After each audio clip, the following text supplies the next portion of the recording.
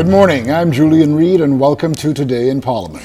Good morning, everyone. I'm Janaea Noel Ferguson. Welcome to another broadcast. Now, Today in Parliament focuses on present legislation, and we also take a look back at past debates. That's right, and debate begins this morning on a resolution to accept the mid-year budget, communicated by Centreville MP, Prime Minister the Right Honourable Perry Christie.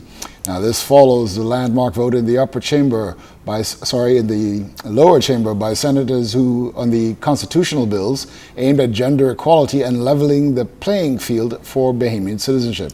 Now, though the bills were passed unanimously by senators and will now be in the hand of the Bahamian people to decide whether or not they want these changes, there still seems to be some concern over Bill 2, which would allow a Bahamian woman to pass on Bahamian citizenship to her foreign husband. Now, some parliamentarians expressed that this would open the floodgates for marriages of convenience.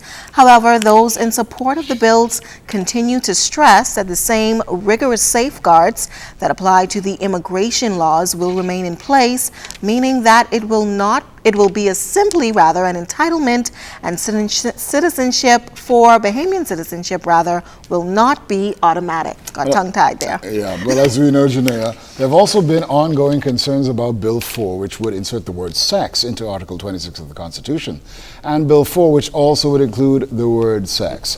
Now, some parliamentarians opine that eventually this would lead to same-sex marriage, as sex could be interpreted as sexual orientation and not male and female.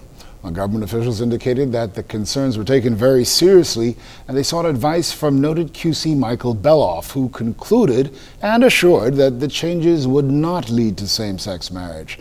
The late Dr. Miles Monroe was also credited for the language of the bills. That's right, Julian. But moving on to the mid-year budget, the Prime Minister and Minister of Finance revealed that the deficit has been reduced by $398 million. That's since coming into office in 2012. He says this proves that the Progressive Liberal Party administration remains on course to achieve further and sustainable improvement in public finances. Now, he also gave an update on the Cleo insurance policyholders as to when they would begin receiving funds, as the company collapsed several years ago, and revealed a new mortgage plan that is on the way to assist homeowners who are in the process of losing their homes. And based on the numbers, halfway through the fiscal year, government's projections are on track. Recurrent expenditure at $1.8 billion is at 51.7% of the full year budget estimate, and capital expenditure at $91 million is a 38% of the budgeted amount. Revenue is up 31% compared to the same period last year, resulting in $217 million, which is primarily because of value-added tax, although other taxes dropped as a result of the VAT implementation. Well, some encouraging news there, Julian, but the Prime Minister noted that there has been a muted recovery globally, which was not expected, and eventually played a part in the rebounding of the country's economy. Now, the Prime Minister announced that a plan is also in place to restrain public expenditure, modernize and enhance revenue administration, secure new revenue, and continue the growth of the Bahamian economy. Well, early this year, the government passed a resolution to borrow $22 million from the Inter-American Development Bank to assist in its financial management scheme to improve the public procurement system with fair and transparent rules, generating savings and value for ministries and relevant public entities. And plans are also in the pipeline to do just that by eliminating check payments. Now, the Prime Minister explains how that will be rolled out along with some other financial management programs.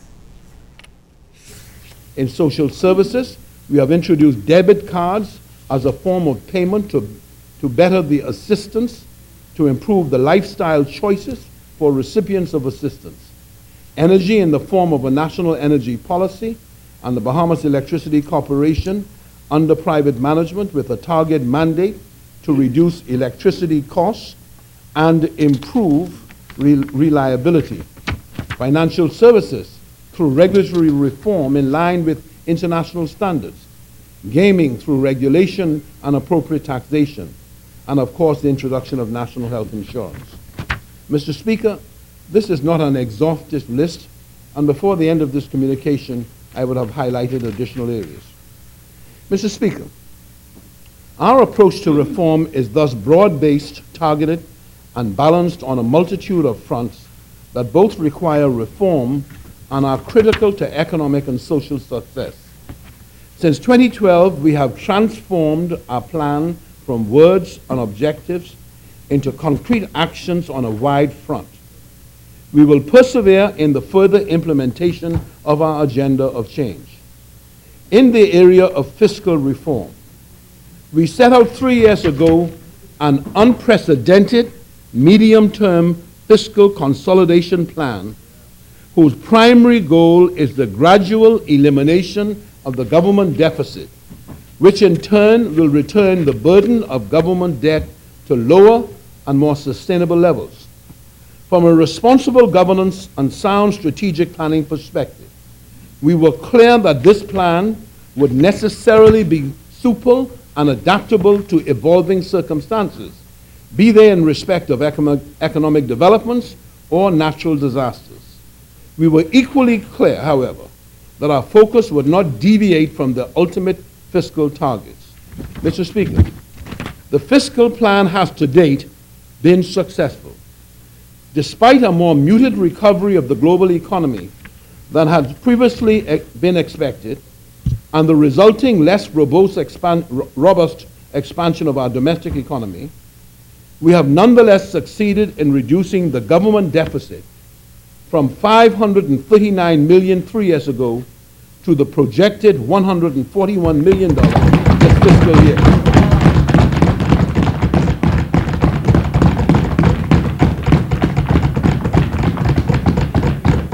I will shortly report on the progress that we have made on this score through the first half of the year. But, Mr. Speaker, that is a deficit reduction of almost 75%, or $398 million.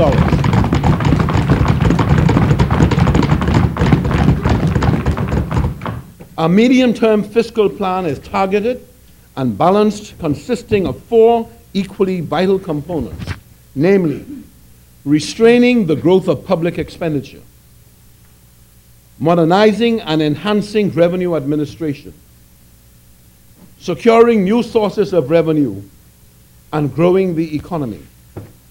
On the expenditure front, the government is striving to become more efficient and effective in the allocation and use of public resources. This is especially important given the National Development Plan that is in preparation, as it will require sound planning and implementation monitoring. In addition, tax reform has expanded the revenue base, and the additional resources will need to be effectively managed. To those ends, and with the financial support of the Inter-American Development Bank, a program of reform of the public financial management system is being launched. The program is expected to have a positive impact on the performance of the Bahamas public sector by strengthening the capacity of the Office of the Prime Minister to monitor performance in the implementation of public policies in key line industries, improving the quality of statistical production, increased access to official statistics, and a more effective use of statistics for policy making in line with regional and international standards.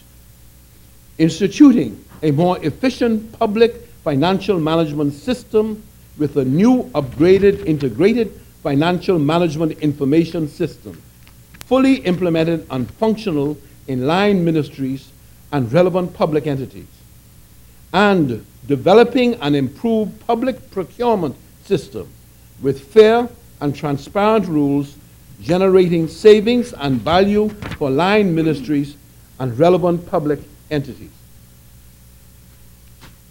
Mr. Speaker, while we are admittedly in the early stages of full implementation of this ambitious, though critical public sector reform plan, I am pleased to report that we are already making concrete and visible progress in a number of areas. For instance, we are moving diligently to eliminate all payments by check, Presently, a large percentage of payments are made by direct deposit, specifically those made in respect of employee remuneration and payments to pensioners. The focus is now on eliminating check payments to vendors. We are currently on track to effect direct deposits for payments to vendors by the end of March. This will be facilitated through the Bank of the Bahamas. For small businesses, Mr. Speaker, this would eliminate the increasingly significant fees banks are now charging to negotiate checks drawn on another bank. In addition, work is proceeding expeditiously on the publication of a concept paper on public sector accounting standards. The Treasury is working with BICA, a BICA representative, on this very important initiative as it sets the stage for reform as envisaged by the Inter-American Development Bank IFMIS project. The target date for completion is also the end of March. The concept paper would provide the blueprint for reform of the government's reporting of its fiscal results in a professional and non-partisan manner. This is very important in a world where national governments are under close scrutiny from international rating agencies, banks, and investors. This is an important component of our fiscal consolidation initiative. Well, probably the biggest news coming out of last week's budget communication was the commitment from government to pay Cleo insurance policy holders by the end of the month. Well, Prime Minister Perry Christie had announced earlier this year that policyholders who had kept paying their policy as advised by the former administration would receive a payout soon. There, however, was not a definite timeline until now. And of course, while this was good news, the Member of Parliament for East Grand Bahama and Deputy Leader of the Free National Movement, Peter Turnquest, questioned where the money would come from. The payout for those policyholders is estimated to be at around $16 million. I would wish to address the matter of the Cleo Bahamas liquidation, as many Bahamians were impacted by this development and have grown impatient waiting for a resolution. It will be recalled that at the onset of the liquidation, the previous administration proposed to provide a conditional guarantee of $30 million to any entity that would purchase the insurance operations of Cleo. However, Mr. Speaker, this guarantee did not actually guarantee that the policyholders will be made whole, but rather was to serve as comfort to a potential purchaser. In any event, it proved academic, as the sale of the portfolio never materialized. Happily, however, a solution is now at hand. The liquidator of Cleo has proposed, and the government has accepted and agreed to a plan to make all existing policyholders whole.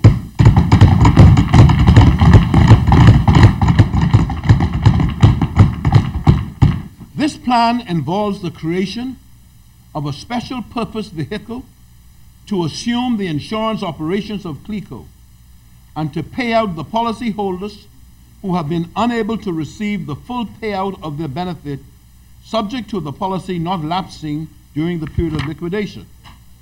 Under the plan, surrendered policies, death benefits, medical claims, and staff pensions will be paid in full.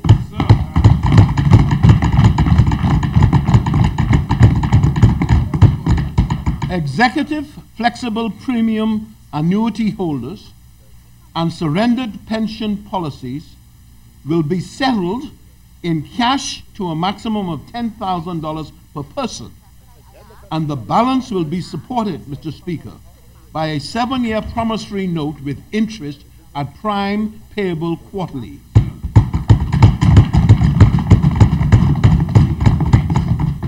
The cash payouts are estimated at $16 million. I can advise that the Ministry of Finance has formally requested the liquidator to commence payments before the end of this month. Yes, sir.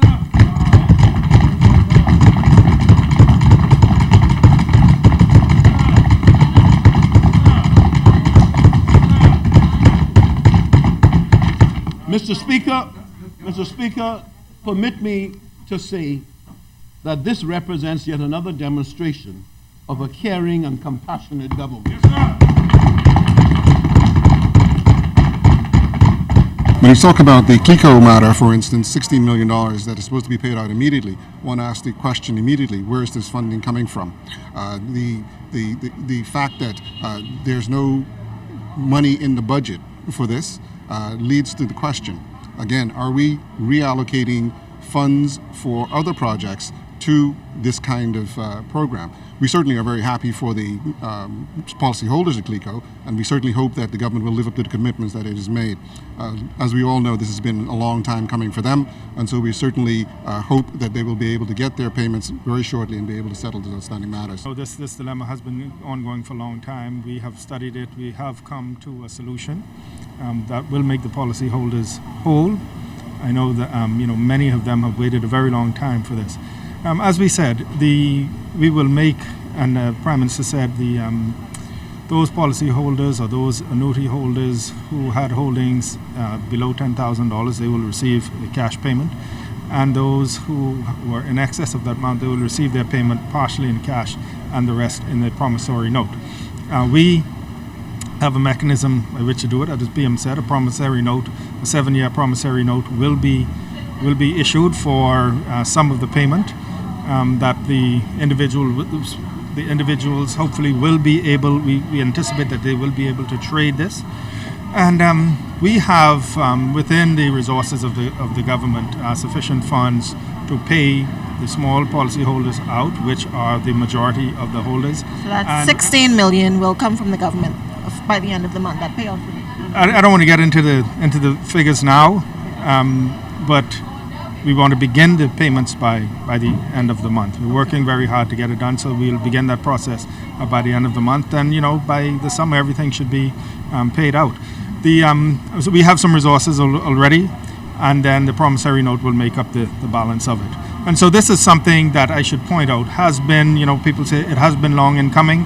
One of the main reasons that it has been long in coming is that we wanted to give a solution that we could afford and that we can sustain, and we think that we've found that solution. While still focusing on the mid-year budget, the Centerville MP also detailed the comprehensive reform of revenue administration. Now, it's expected that a central revenue administration agency will integrate all of the major revenue agencies to promote a more efficient system. E-government also plays a major role with the success already seen in areas such as customs, VAT, and business licensing. Now, the e-system is also being expanded to motor vehicles, driver licensing, and passport systems. Taxpayer compliance have also been enhanced with the introduction of revenue collections effected either electronically or through the banking system. It's a corrected one. For Family Islands residents and Bahamians living abroad, this is the one I want to sign. Living abroad, these reforms have dramatically increased the ease of doing business with the government. So, Mr. Speaker, I just wanted to indicate by that that when we're talking about e-government and tax administration efficiency, for Family Island residents and Bahamians living abroad, these reforms have dramatically increased the ease of doing business with the government. On the subject of tax administration efficiency, I would like to comment briefly on one subject that has given rise to much public discussion, namely that of real property tax arrears. I want to stress in this regard that the government is fully cognizant of the gravity of this matter, and indeed has responded in recent years with a series of measures to address such arrears. In 2013, for instance, we announced initiatives to reduce arrears and enhance collections, including an amnesty program that incentivized increased payments. Strides were also made to add new properties to the tax register. If one examines the total amount of arrears outstanding each year, it will be noted that the annual increase has actually been decelerating. This is a positive trend. It must be emphasized that under the structure of property tax legislation, Surcharges are not applied until 13 months after the bill is issued. As bills are issued in October, November of each year, it is natural then that outstanding taxes will increase annually. However, as I mentioned in the 2015-2016 budget communication, we are addressing this by providing a 10% incentive for payment within 3 months of the calendar year for owner-occupied residences, as well as providing incentives for persons rehabilitating dilapidated structures in the city of Nassau. Accordingly, we expect the growth in arrears in real property tax to decrease even further. In the area of revenue reform, to secure new sources of revenue, the centerpiece initiative has of course been the introduction of value-added tax in January of last year.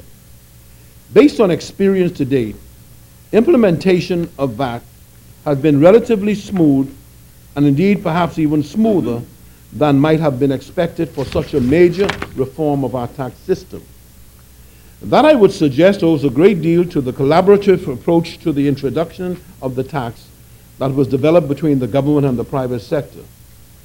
So far, revenue collections from VAT have been buoyant and more than satisfactory in relation to our initial expectations. The fourth major component of the government's medium-term fiscal consolidation plan relates to strengthening economic growth. Our plan in this area encompasses a variety of measures, including strengthening our key tourism industry, promoting additional foreign direct investment across the country, and particularly in Grand Bahama and the Family Islands, the details of which I will return to shortly.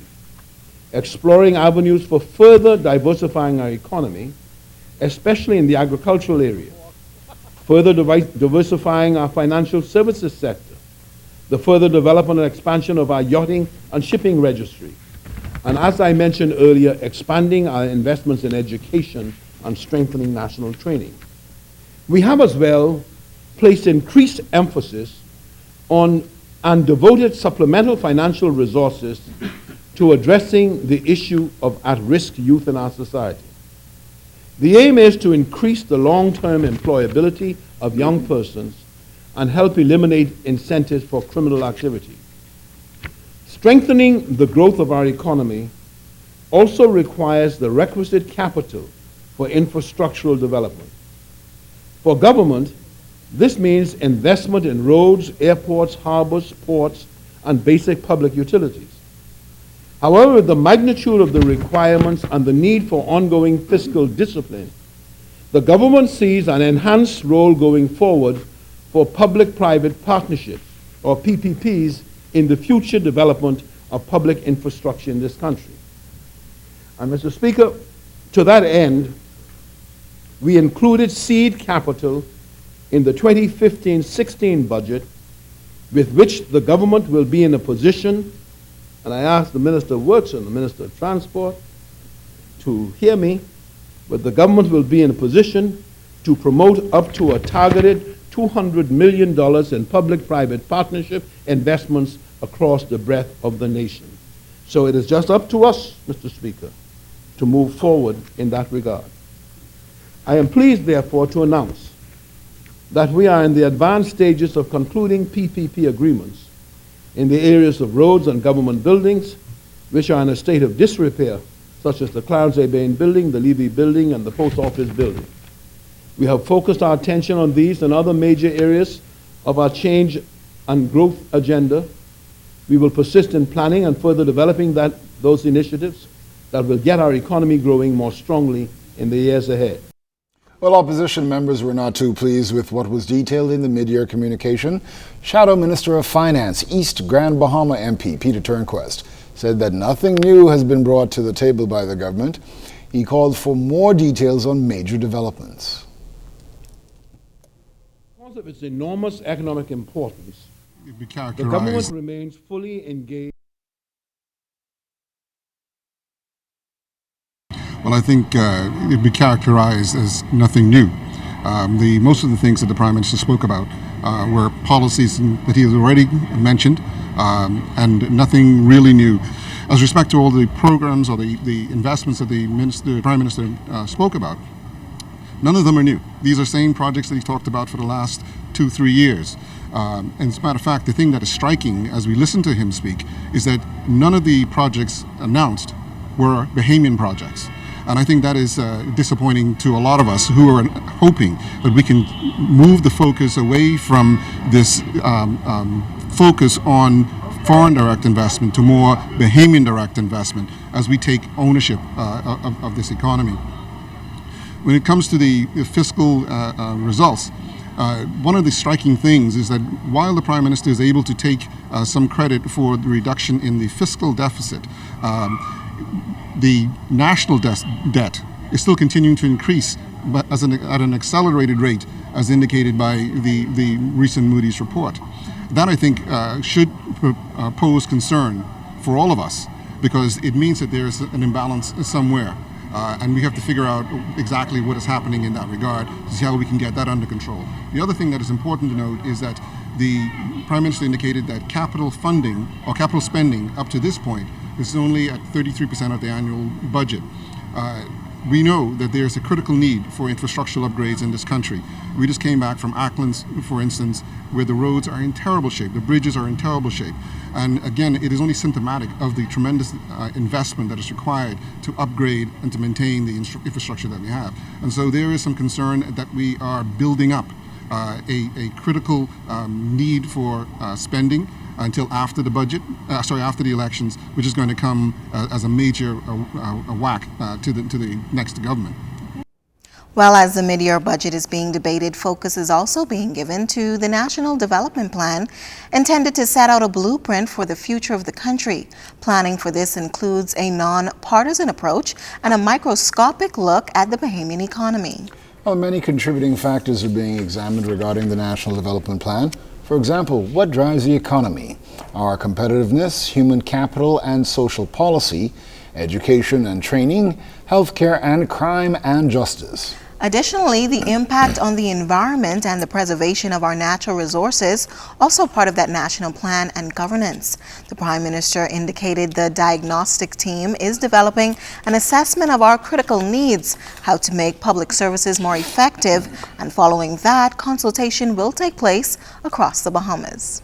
The third phase of the development plan, which is expected to cover the next 25 years, will involve a number of short to long-term goals and requires action shaping the budget for the public sector. It's also expected that the plan will be transparent, monitoring the process to ensure that we respond effectively, staying in tune with the country's needs. The Prime Minister indicated during the mid-year budget that the past several years have been challenging. In fact, he said it was a virtual certainty that the International Monetary Fund, or IMF, would decrease its forecast for world growth, with their latest report noting a slow growth economy worldwide, 3.5% this year and for 2017. Well, the Prime Minister noted that this and the delayed completion and opening of the $3.4 billion Bahama resort also weighs heavily on our economy, projecting 1.5% real growth this year and 2% next year. If and when Bahama opens, that growth is expected to increase. Well, Mr. Christie stressed that every effort is being made to ensure the opening of that resort. Well, this is the case even after its developer filed for bankruptcy, which started a whirlwind of controversy, court cases, a failed opening, and ultimately job losses for thousands of Bahamians. The Prime Minister gave an update on work happening there, along with other projects set to take off in New Providence. Because of its enormous economic importance, the government remains fully engaged with all of the relevant parties in finding suitable arrangements and moving forward for the completion and reopening of the stalled Bahama project as quickly as possible. Bahama remains in provisional liquidation by order of the Bahamas Supreme Court. Parallel with that, the secured lender, China Export-Import Bank, Exim Bank, has appointed receiver managers under the terms of the loan agreement as a result of the default of the developer, Bahama Limited, and its associated companies. Mr. Speaker, make no mistake about it, we are dealing with an extremely complicated situation that involves, among others, the previous developer, Exim Bank, the general contractor, China State Construction and Engineering Company, various hotel and casino operators, subcontractors and suppliers, retailers and concessionaires, unsecured creditors, terminated employees, potential investors, the provisional liquidators, and receiver managers, as well as the interests of the Bahamas government and the People's Republic of China. Among a myriad of other matters being addressed, the main focus of my government with the relevant parties has been the remobilization of the project and the securing of new investors and suitable operators within the shortest possible time. Regarding the remobilization of the project, local subcontractors hired by the receivers managers have been carrying out work for the completion of the convention center. The Exim Bank and receiver managers are making every effort to ensure completion of the convention center in time to accommodate the 2016 IDB annual meetings next month, April.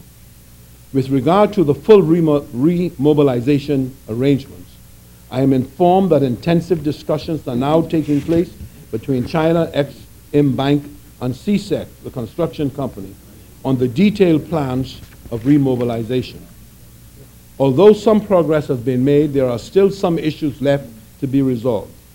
In addition, the final agreement between China Exim Bank and CSEC will have to go through internal procedures and obtain approval from the regulatory authorities of both parties once the remobilization arrangement is approved.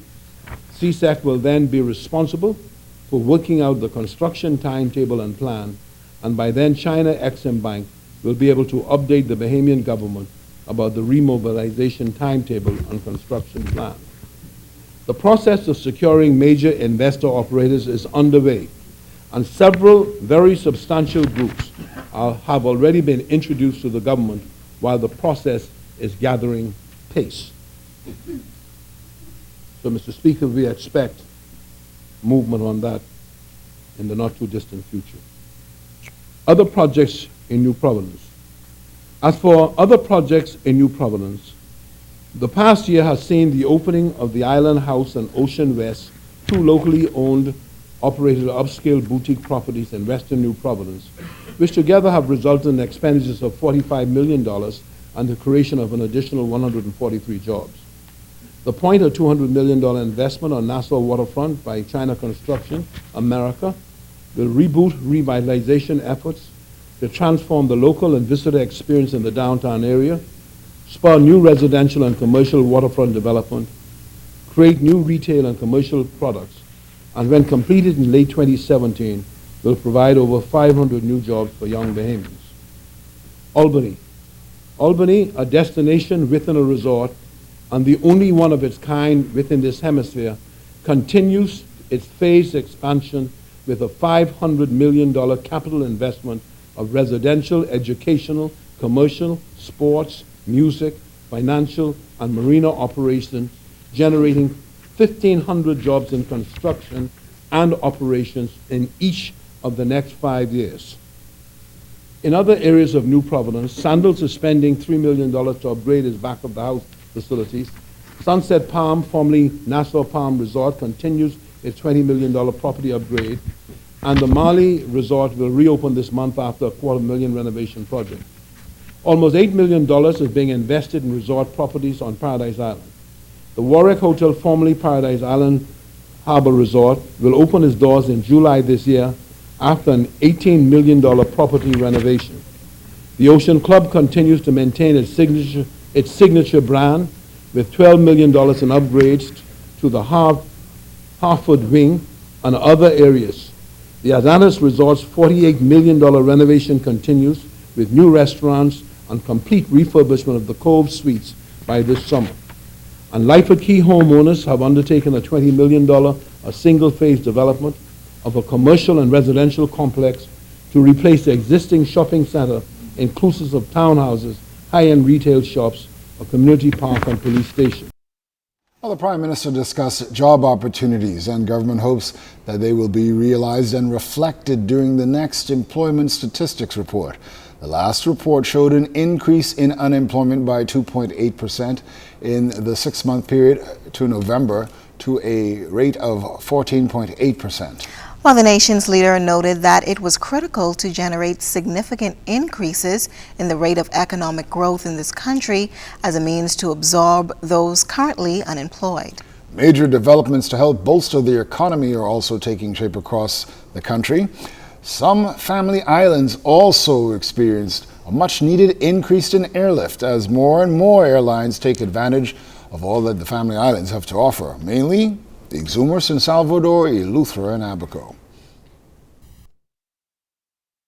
In San Salvador, Club Med is undergoing a $90 million modernization of its 226-room resort, and in conjunction with the Canadian developer, will expand its plant with the construction of a 125-room boutique hotel and employee housing. Just over 300 construction employees will be engaged in the project, and a total of 250 new permanent jobs will be available to Bahamians. Although there has been a setback due to the ravages of the recent hurricane, renovations are being carried out and new construction delayed temporarily. Abaco. Abaco continues to attract quality investments by recession-resistant developers with sterling reputations for excellence in resort development.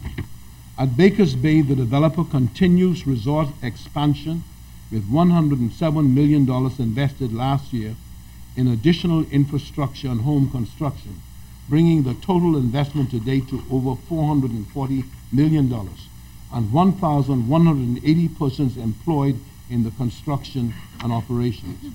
An additional $445 million in a phased expansion is planned over the next 10 years. A $123 million investment in refurbishment is planned at the Abaco Club at Winding Bay. Some $225 million in home construction planned, with the hiring of several hundred persons in construction and operations during the expansion period. An Amman Resort has been approved for Matlow's Key at a cost of $100 million. The developer is to hire several hundred construction and operational personnel. In Eleuthera, the new $100 million luxury development at Cotton Bay will be a Four Seasons resort when completed and will provide over 200 permanent new jobs on the island of Eleuthera. Also on Eleuthera, the new owners of the Potlatch Club near Governor's Harbor are planning a $3 million phased renovation of the property.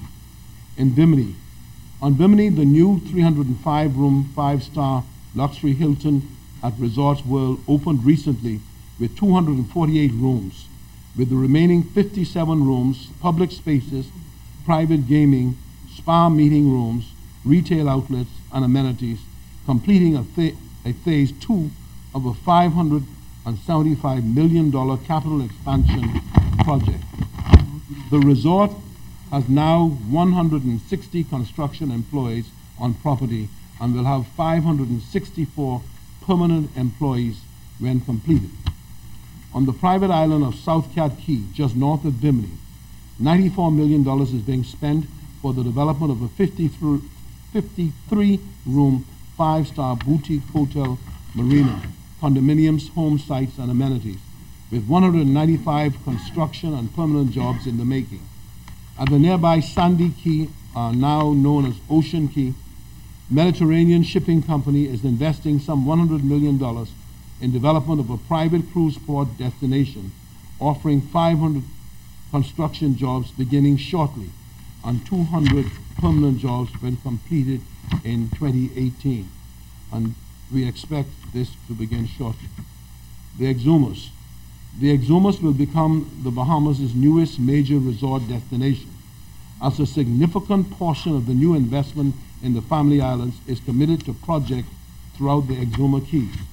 On Stocking Island, the Stocking Island Club is investing a $300 million 48-suite luxury resort and residential development, along with a sailing school that will function as a benefactor to the Exuma Regatta.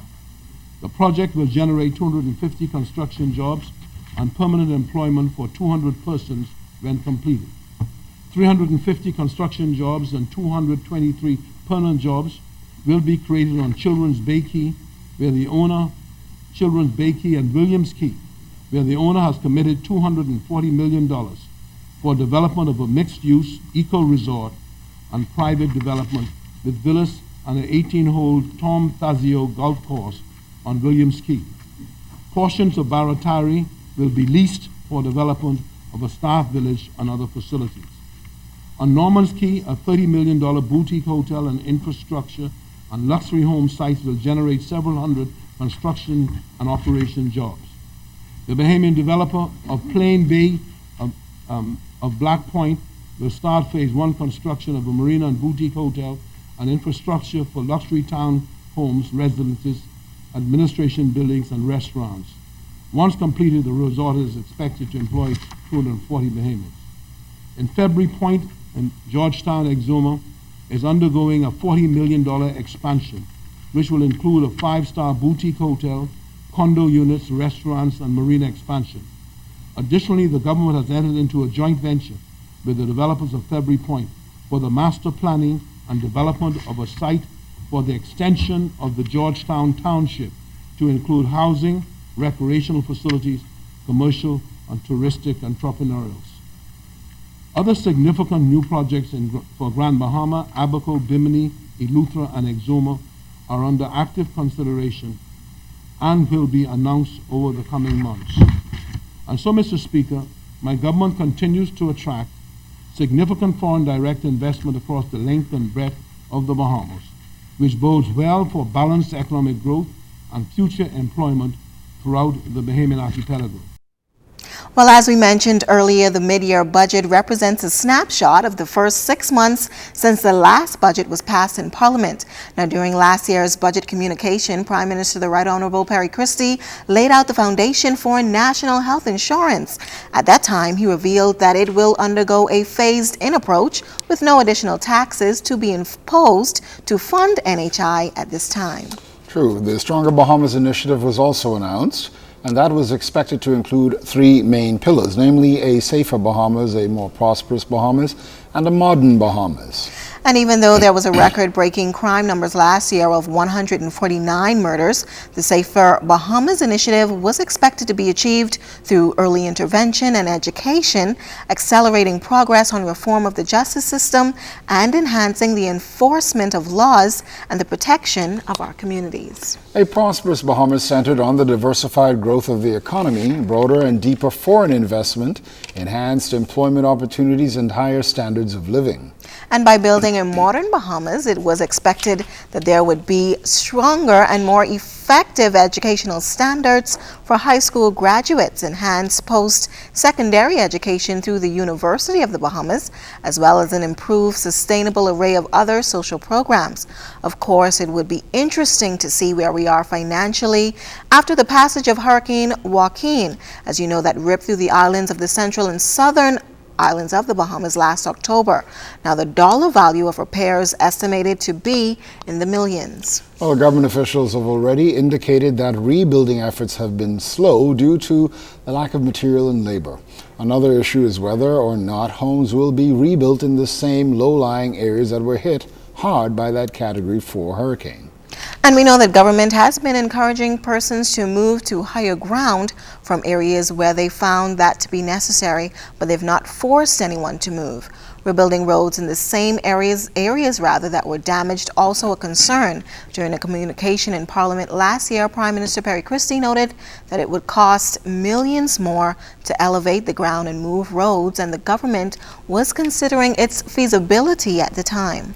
Now, looking at the fiscal performance for the past 6 months, that is from July to December of last year, it was noted that we remain on track without public sector layoffs or any impact on public services. And on a year-to-year basis, recurrent revenues are 31% higher this year than the first half of last year's budget. The collection of a value-added tax was also attributed for this increase. Meanwhile, non-VAT revenue was at $100 million lower this year, and that reflected the rate reductions recently implemented. Prime Minister Perry Christie addressed the VAT issue. You'll hear about it in this next clip. Import duties were down by 26.9 million year over year. Excise taxes were lower by 16.3 million. Tourism taxes were down by 24.9 million, primarily reflecting the elimination of the hotel occupancy tax. And stamp taxes on realty transactions were down by 38.2 million on the basis of the replacement of a large portion of those taxes on real property conveyances by VAT. I also want to address an issue that has arisen in respect of the uses to which new VAT revenues have been put.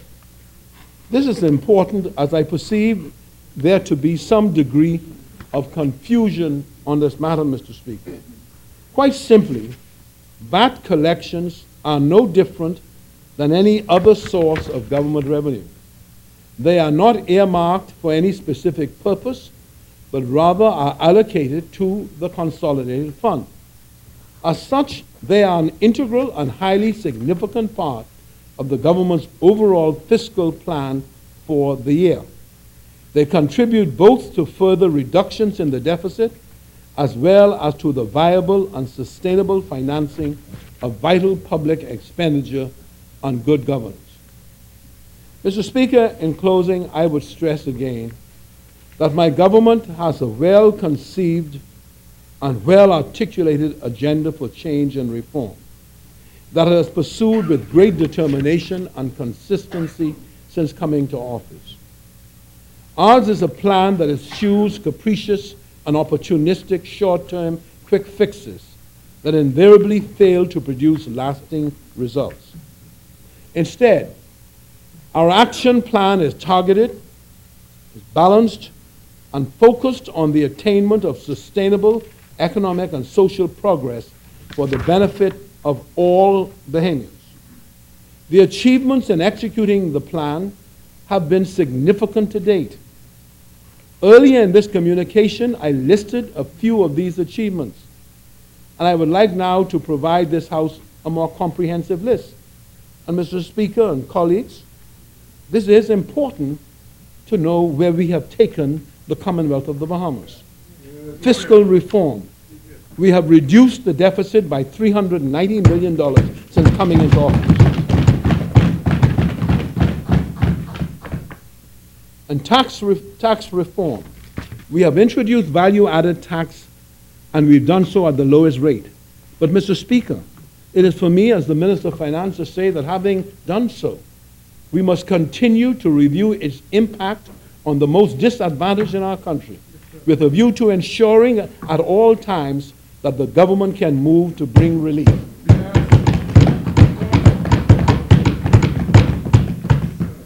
Energy reform. We have reformed BEC and brought in private management, setting the framework for substantially lower electricity bills in the near future. This also sets the framework for the immediate elimination of up to $200 million of government guaranteed debt. Healthcare reform.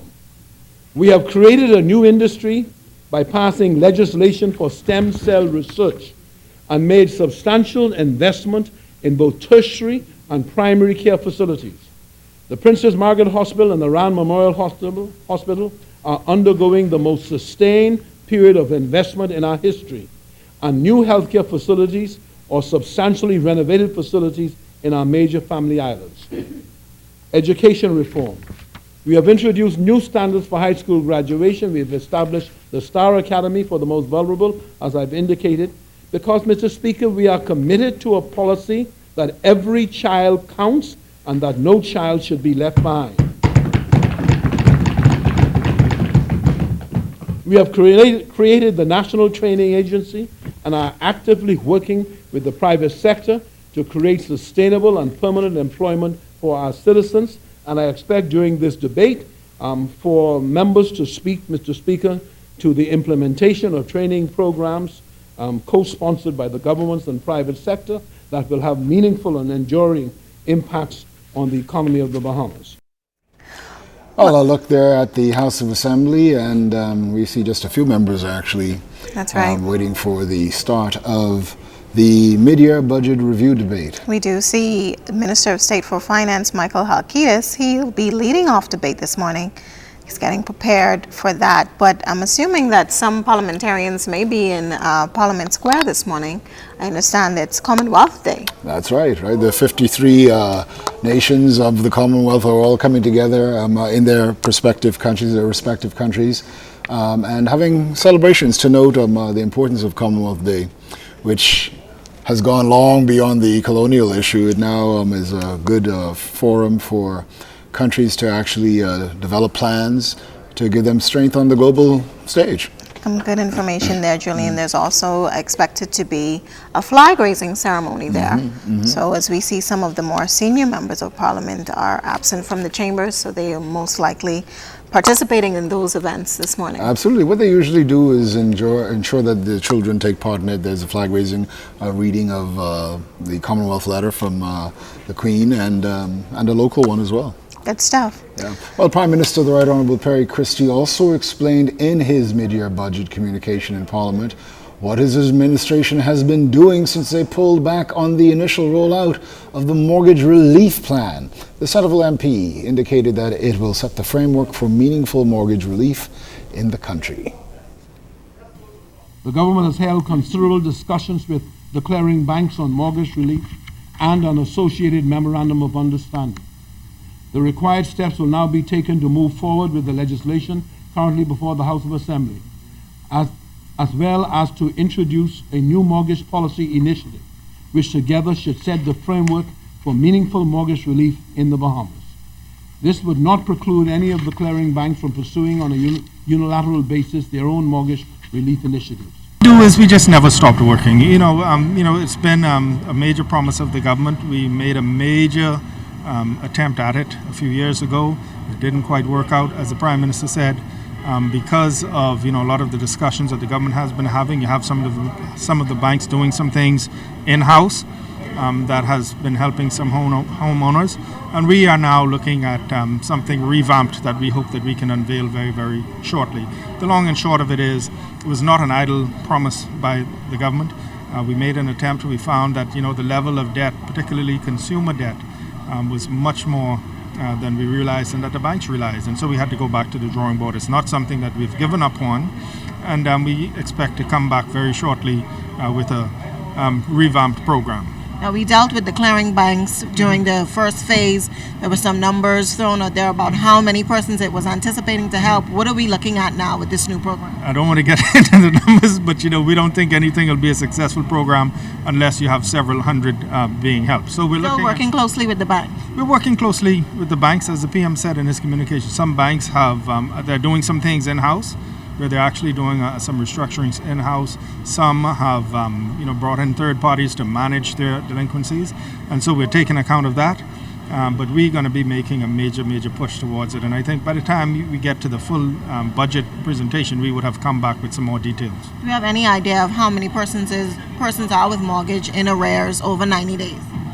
I'm not off the top of my head, but it's significant, and it's a problem that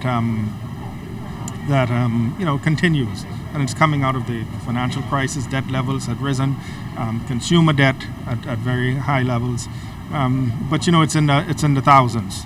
All right, but so we have to do what we can do, even if it's incrementally, by beginning at a certain stage and then ramping it up. But I just want to reassure the public, as the Prime Minister has done, that is not something that we have given up on. It's not something that was idly said. It's just a very, very deep-seated problem that we continue to attack. And when we look at fiscal performance overall? Fiscal performance, very, very pleased to hear that, we're on track. Back in 2013, we began to forecast out for the next 3 years. And when we did the budget in last June, presented it in May and debated it in June, we forecast that we would have a deficit in the region of $141 million.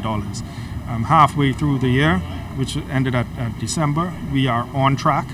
There was some commentary about the fact that we have reached that target and we're only halfway through, but the reality is that, as the PM said in his communication, beginning in this third and fourth quarter of the year, from January to June 2016, we collect significantly more revenue, and we expected our expenses to be less. So we expect to come in on our target of deficit reduction, which is we're very, very pleased to be able to be on this track. As you know, when we started, we were over $500 million. We anticipate that when we present the budget in May for this year, for the ensuing fiscal year, we'll be projecting a deficit of under $70 million. And why is this important? It's important because as you reduce your deficits, you have to borrow less and less money. If you borrow less and less money, then you have more money available for other services. And so we're very happy to be able to do so as the PM said, in an environment of low growth around the world. We've been able to settle several industrial agreements with the unions. We've been able to add human resources to places like immigration, customs, teachers, etc. And there has not been any reduction in services available to the public. So we think it's quite remarkable. One of the key things, this is last thing, one of the key things the PM mentioned was the fact that we've been able to do all of this, faring okay compared to what's happening globally, and still not having to reduce staff. Exactly. And, some people might have a view that, okay, you need to attack this fiscal problem by cutting expenditure. We decided that we would do a combination of things, improving the revenue collection, trying to eliminate as much waste as possible, and trying to grow the economy and reforming the system. And so we've done it over a period of years, which we think it's better. It's better for the economy. It's not good for the economy for the government to withdraw itself and drastically cut its involvement in the economy. So we think we're on the right track.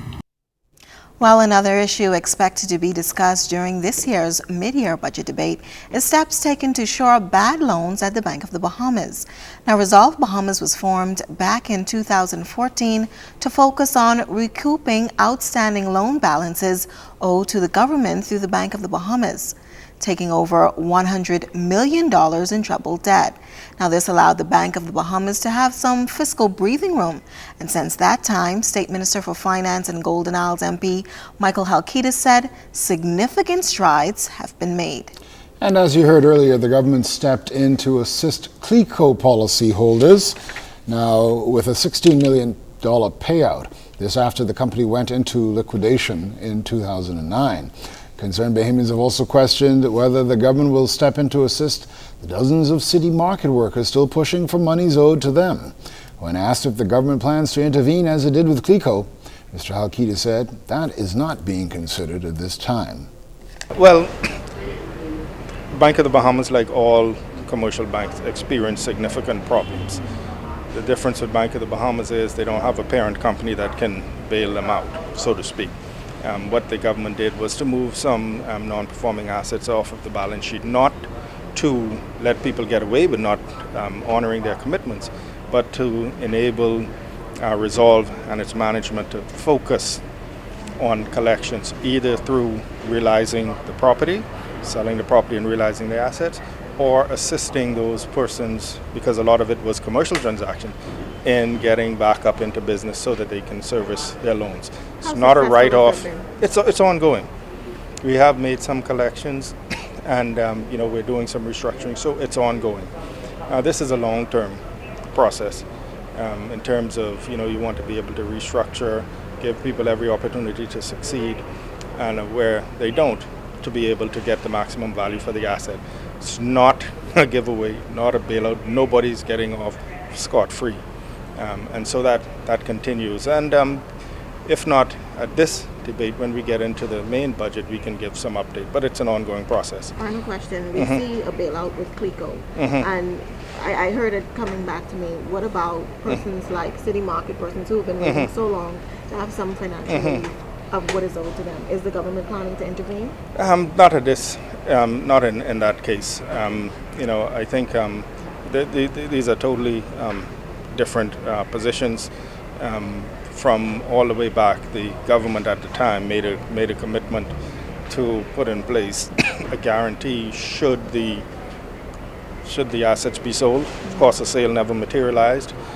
The government, Prime Minister at the time, did encourage people to continue paying, and so we felt it was a commitment of this administration to continue and to bring some resolution to it. Right now, as far as I know, the city market matter is not on the radar. Well, as you can see, that we are still awaiting the start of the House of Assembly. It looks like they have a quorum now. but we are still awaiting the arrival of the Prime Minister and other senior government officials for the mid-year budget debate to begin. Absolutely, absolutely. Well, in wrapping up the mid-year budget, the Prime Minister also touted a number of accomplishments his government has been able to achieve, not only through reducing the deficit by $398 million, but introducing tax reform at its lowest rate, ensuring a path toward energy reform through the private management agreement of BC through Power Secure. They've also introduced healthcare reform with the stem cell legislation, upgrades to medical facilities, and the introduction of the National Healthcare Plan. Reforms in education were also introduced along with a national training agency. $30 million have also been spent upgrading aviation infrastructure and getting a new fleet for Bahamas Air. And then there's the modernization of social services coupled with the enhancements in the sports and cultural arena. Mr. Christie noted that they've also returned the majority of ownership of BTC back to the Bahamian people and awarded a second cellular license agreement. Well, legislation to govern the search for oil has also been passed. BAMC has been created, major investments for the defense and police forces, and additional courts. So also some of the work the Prime Minister highlighted that's taken place over the past 4 years. And looking back at last year's budget, there was also a reduction in the maximum rate for business license fees from 1.75% to a turnover of 1.5%, as well as reductions for agriculture and fisheries operated businesses and for independent fuel distributors to the Family Islands. That's right. And again, we're waiting for the start of the proceedings in the House of Assembly, the debate on the mid-year budget. Last week, Prime Minister, the Right Honourable Perry Christie, made the budget communication. And of course, Janaya, you were right there as he did it. I was, and it's always a lengthy communication, always a lengthy process anytime we get to the budget, looking at the country's finances. And I'm sure every government minister will be breaking down their relevant ministries, giving the numbers, social services, immigration, healthcare. We know NHI is coming up, so where are we with those plans? A number of things have been happening to strengthen the healthcare sector in preparation for NHI. A lot of equipment has come in. There's still the opening of 1 or 2 hospitals in Exuma and Abaco. So we expect to hear a detailed report on that. Also, as it relates to the labor sector, we know we had some increases in unemployment, so definitely be interesting to see what is on tap to shore up that sector to ensure that we get more persons employed. The government recently went through this citizen security program, and a large part of that was aimed on training and job creation for Bahamians, as well as focusing on crime. But some other things have happened in Parliament this year, Julian, including the passing of those 2 resolutions to borrow over $55 million from the Inter-American Development Bank. We saw the passage of those constitutional amendment bills. We saw the passage of amendments to the Bail Act.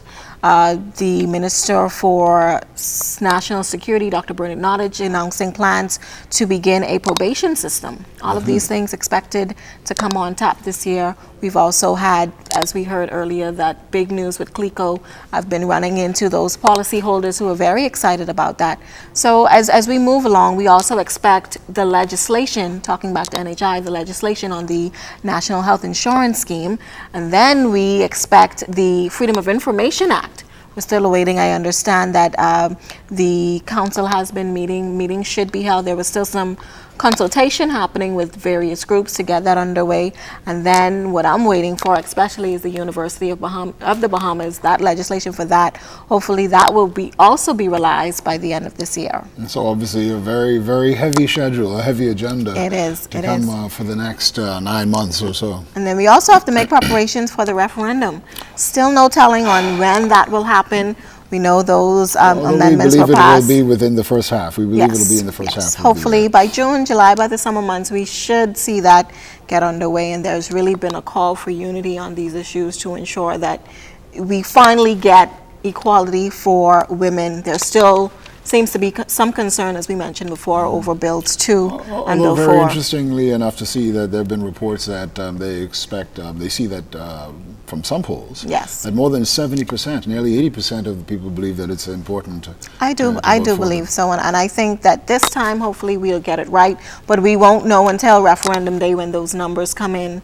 So I'm encouraging everyone to go out, register, to make sure participate in that Well, referendum. when you think about it, we have so few opportunities to actually directly impact The decisions of particularly our the country. Constitution. Exactly. Yeah, it doesn't come Exactly. across very often. But we just saw the leader of government business, Dr. Bernard Nottage, in the House. That he He's is. there with the education MP, the education minister and the MP for Marathon, Jerome Fitzgerald. So we expect everything to get started fairly soon. Now, if you're just joining us, debate begins this morning on a resolution to accept the mid-year budget communicated by Centerville MP, Prime Minister the Right Honourable Perry Christie last week. And this follows the landmark vote in the upper chamber by senators who passed those 4 constitutional bills aimed at gender equality that we were just talking about. That's right. And leveling the playing field for Bahamian citizenship. And though the bills were passed unanimously by senators, as we said earlier, it will now be in the hands of the Bahamian people to decide whether or not they want these changes. There still seems to be some concern over Bill 2, which would allow a Bahamian woman to pass on Bahamian citizenship to her foreign husband. Now, some parliamentarians expressed that this would open the gate for marriages of convenience. However, those in support of the bills continue to stress that the same rigorous safeguards that apply to the immigration laws will remain in place, meaning that it will simply be an entitlement and citizenship will not be automatic. Absolutely. Now, there have also been ongoing concerns about Bill number 4, which would insert the word sex into Article 26 of the Constitution. Bill 4, which also includes the word sex, is a part of that as well. Some parliamentarians opine that eventually this would lead to same-sex marriage, as sex could be interpreted as sexual orientation and not male and female. At least that's what they believe. Now, government officials indicated that the concerns were taken very seriously and sought advice from noted QC Michael Beloff, who concluded and assured that the changes would not lead to same-sex marriage. Now, the late Dr. Miles Monroe, who was very vocal on this issue, That's right. was also credited for the language of the current bill, the President bill.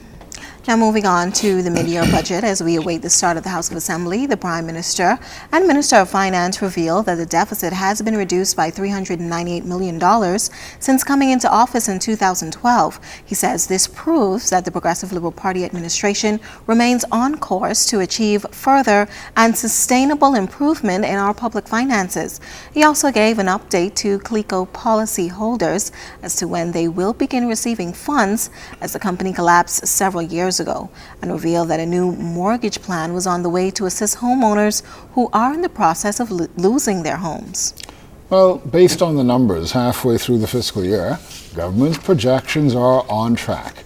Recurrent expenditure at $1.08 billion is a 51.7%, representative of the full year budget estimate, and capital expenditure at $91 million is a 38% estimate of the budgeted amount. Now, revenue is up 31% compared to the same period last year, resulting in $217 million, which is primarily because of value-added tax, although other taxes dropped as a result of the VAT implementation. Well, that's some encouraging news, but the Prime Minister noted that there has been muted recovery globally, which was not expected, and evidently played a part in the rebounding of the country's economy. The Prime Minister announced that a plan is also in place to restrain public expenditure, modernize and enhance revenue administration, secure new revenue, and continue growth of the Bahamian economy. Early this year, the government passed a resolution to borrow $22 million from the Inter-American Development Bank to assist in its financial management system to improve the public procurement system with fair and transparent rules, generating savings in value for ministries and relevant public entities too. And plans are also in the pipeline to do just that by eliminating check payments. The Prime Minister explains how that will be rolled out along with some other fiscal management programs. I'm done, yo. Yeah. We have introduced debit cards as a form of payment to better the assistance, to improve the lifestyle choices for recipients of assistance. Energy in the form of a national energy policy, and the Bahamas Electricity Corporation under private management with a target mandate to reduce electricity costs and improve reliability. Financial services through regulatory reform in line with international standards. Gaming through regulation and appropriate taxation. And of course, the introduction of national health insurance. Mr. Speaker, this is not an exhaustive list, and before the end of this communication, I would have highlighted additional areas. Mr. Speaker, our approach to reform is thus broad-based, targeted, and balanced on a multitude of fronts that both require reform and are critical to economic and social success. Since 2012, we have transformed our plan from words and objectives into concrete actions on a wide front. We will persevere in the further implementation of our agenda of change. In the area of fiscal reform, we set out 3 years ago an unprecedented medium-term fiscal consolidation plan whose primary goal is the gradual elimination of the government deficit, which in turn will return the burden of government debt to lower and more sustainable levels. From a responsible governance and sound strategic planning perspective, we were clear that this plan would necessarily be supple and adaptable to evolving circumstances, be they in respect of economic developments or natural disasters. We were equally clear, however, that our focus would not deviate from the ultimate fiscal targets. Mr. Speaker, the fiscal plan has to date been successful. Despite a more muted recovery of the global economy than had previously been expected, and the resulting less robust expansion of our domestic economy, we have nonetheless succeeded in reducing the government deficit from $539 million 3 years ago to the projected $141 million this fiscal year.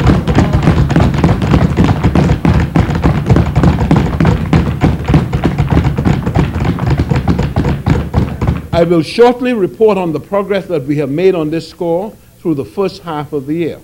But, Mr. Speaker, that is a deficit reduction of almost 75%, or $398 million.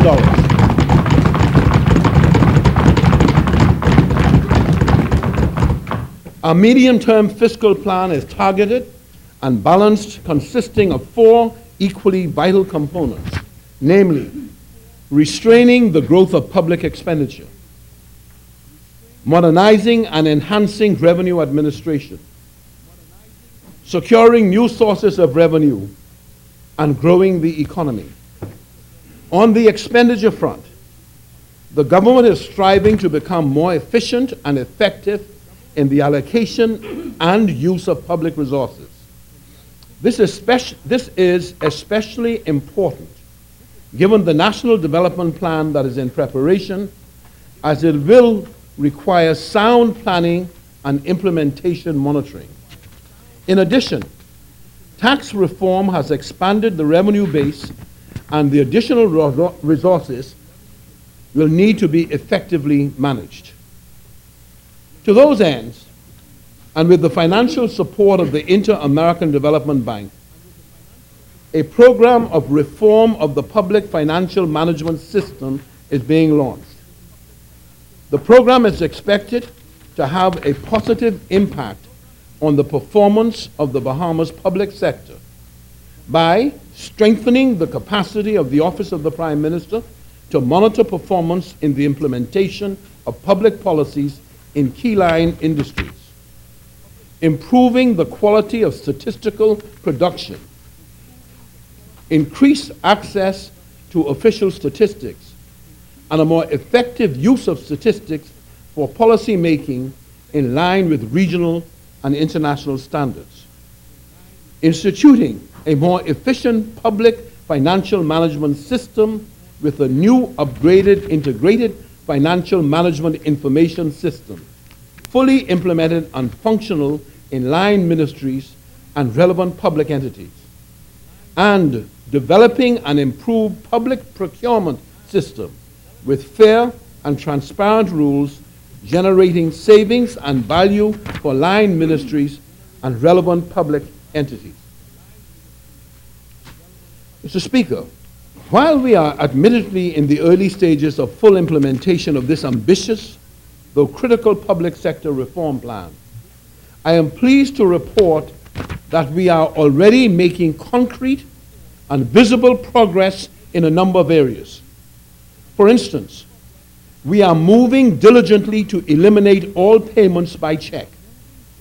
Presently, a large percentage of payments are made by direct deposit, specifically those made in respect of employee remuneration and payments to pensioners. The focus is now on eliminating check payments to vendors. We are currently on track to effect direct deposits for payments to vendors by the end of March. This will be facilitated through the Bank of the Bahamas. For small businesses, Mr. Speaker, this would eliminate the increasingly significant fees banks are now charging to negotiate checks drawn on another bank. In addition, work is proceeding expeditiously on the publication of a concept paper on public sector accounting standards. The Treasury is working with BICA, a BICA representative, on this very important initiative as it sets the stage for reform as envisaged by the Inter-American Development Bank IFMIS project. The target date for completion is also the end of March. The concept paper would provide the blueprint for reform of the government's reporting of its fiscal results in a professional and non-partisan manner. This is very important in a world where national governments are under close scrutiny from international rating agencies, banks, and investors. This is an important component of our fiscal consolidation initiative. Well, it's shortly after 11. We're still waiting the start of the House of Assembly.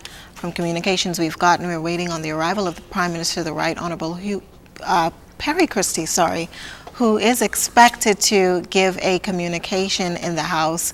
A number of House members are already in chambers waiting for the start.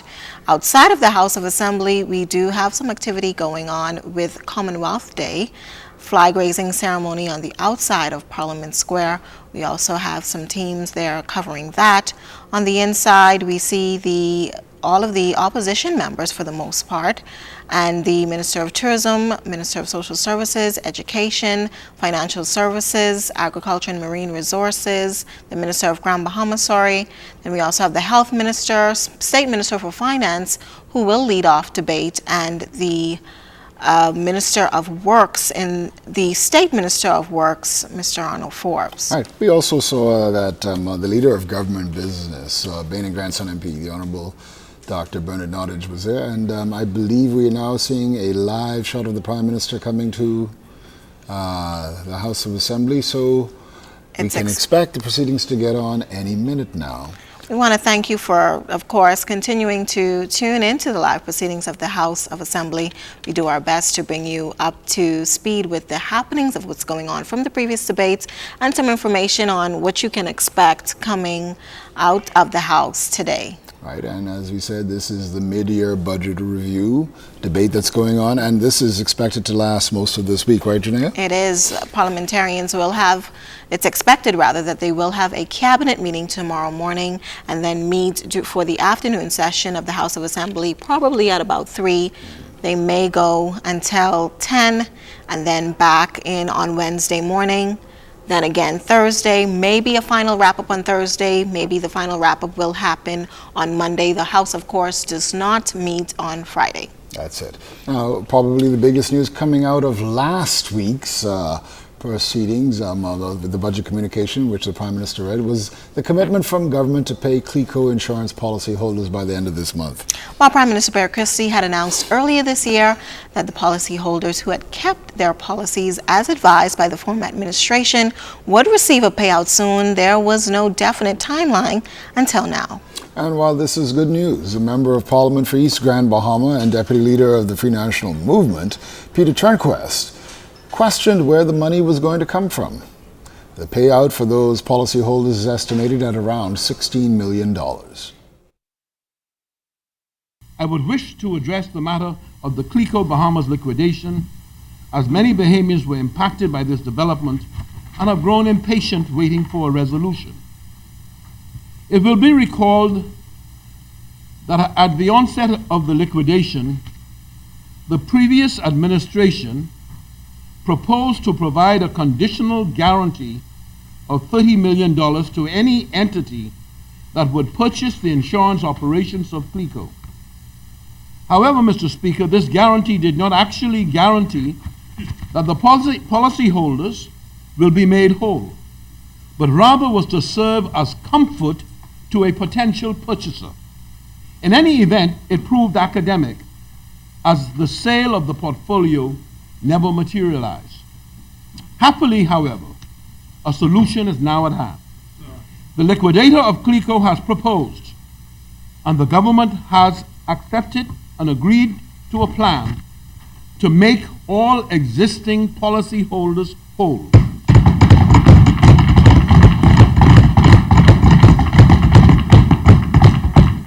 This plan involves the creation of a special purpose vehicle to assume the insurance operations of Cleo and to pay out the policyholders who have been unable to receive the full payout of their benefit, subject to the policy not lapsing during the period of liquidation. Under the plan, surrendered policies, death benefits, medical claims, and staff pensions will be paid in full.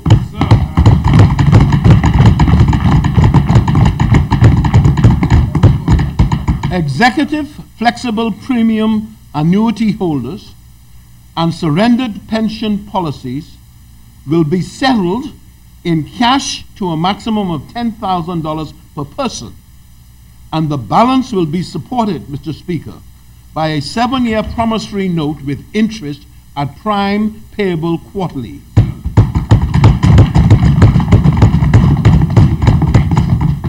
The cash payouts are estimated at $16 million. I can advise that the Ministry of Finance has formally requested the liquidator to commence payments before the end of this month. Yes, sir.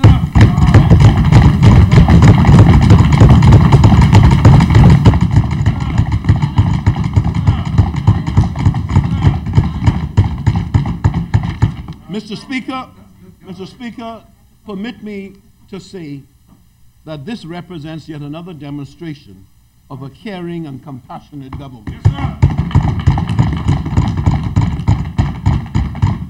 When you talk about the Cleo matter, for instance, $16 million that is supposed to be paid out immediately, one asks the question immediately, where is this funding coming from? The fact that there's no money in the budget for this leads to the question, again, are we reallocating funds for other projects to this kind of program? We certainly are very happy for the policyholders at Cleo, and we certainly hope that the government will live up to the commitments that it has made. As we all know, this has been a long time coming for them, and so we certainly hope that they will be able to get their payments very shortly and be able to settle the outstanding matters. So this dilemma has been ongoing for a long time. We have studied it. We have come to a solution that will make the policyholders whole. I know that many of them have waited a very long time for this. As we said, we will make, and the Prime Minister said, those policyholders or those annuity holders who had holdings below $10,000, they will receive a cash payment, and those who were in excess of that amount, they will receive their payment partially in cash and the rest in a promissory note. We have a mechanism by which to do it. As PM said, a promissory note, a 7-year promissory note will be issued for some of the payment that the individuals hopefully will be able. We anticipate that they will be able to trade this, and we have within the resources of the government sufficient funds to pay the small policyholders out, which are the majority of the holders. So that's $16 million will come from the government by the end of the month. That payout. I don't want to get into the figures now, but we want to begin the payments by the end of the month. We're working very hard to get it done, so we'll begin that process by the end of the month. And by the summer, everything should be paid out. So we have some resources already, and then the promissory note will make up the balance of it. And so this is something that I should point out has been, people say it has been long in coming. One of the main reasons that it has been long in coming is that we wanted to give a solution that we could afford and that we can sustain, and we think that we've found that solution. Well, we now take you to a live shot at the House of Assembly. We do see the Speaker at the door. House session is about to begin. Thank you so much for staying with us this morning as we awaited today's proceedings. We now take you to live proceedings of the House of Assembly. I'm Janae Noel Ferguson. I'm Julian Reed. Have a good afternoon.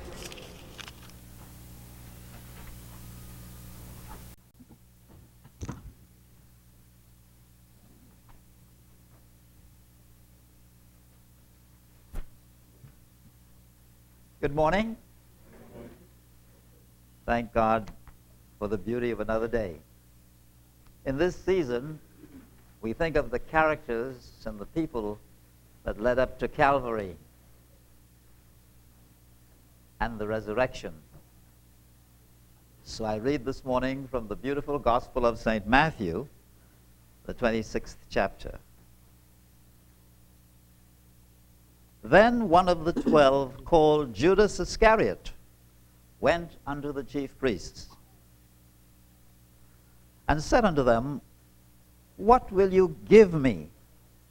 And I will deliver him unto you.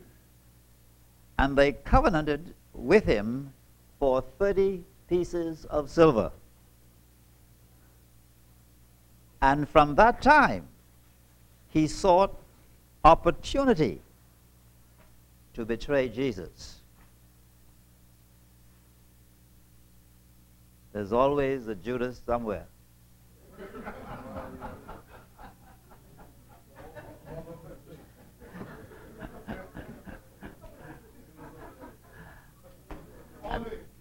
And some of his associates and some of his friends are always seeking an opportunity to betray somebody.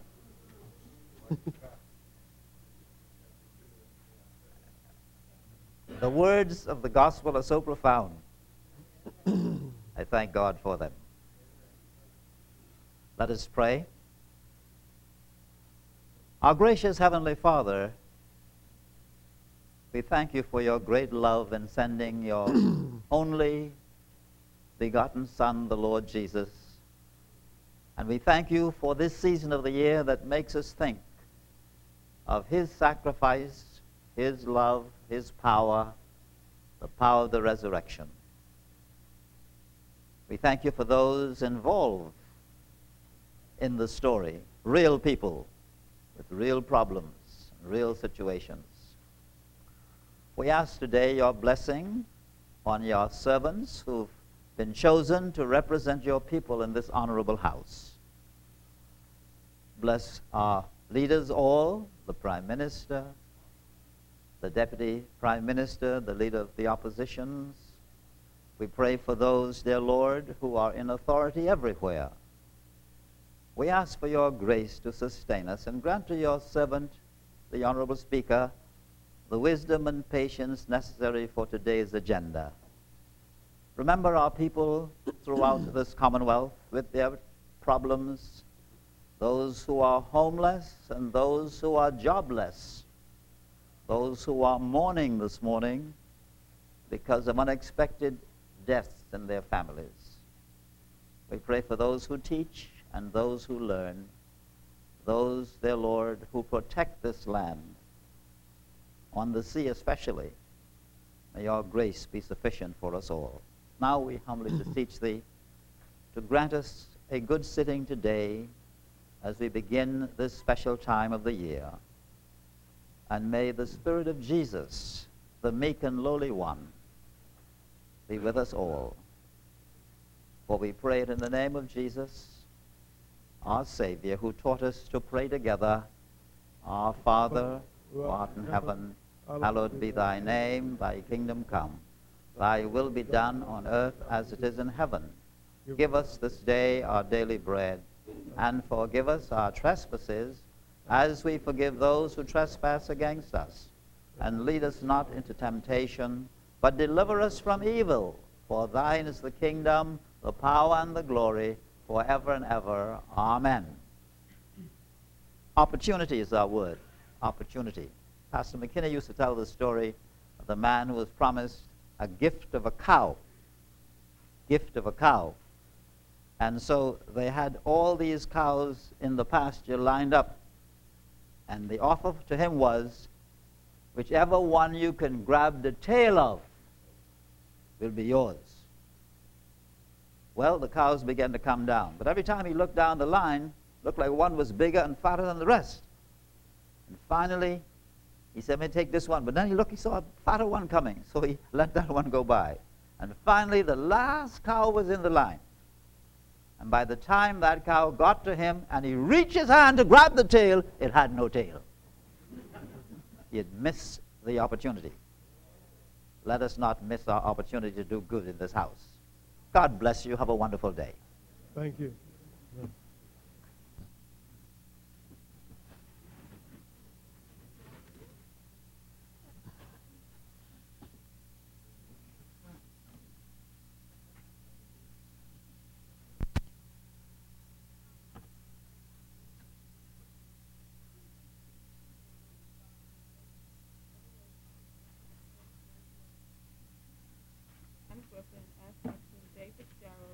Dr. Davos, Dr. Gomez, K. Dorset, Dr. Johnson, Al Harkitis, H. Strong, G. Gomez, K. Roy, Dr. Minnis, C. Smith, C. Hamilton, R. Wells, A. Moss, and Grant, L. Butler Turner, E. T. L. Miller, P. Turnquest, R. Kinder, Dr. Rollins, R. Lightborn, C. Forbes, A. Forbes, H. Stevens, G. Moss, C. Neely, R. Penny.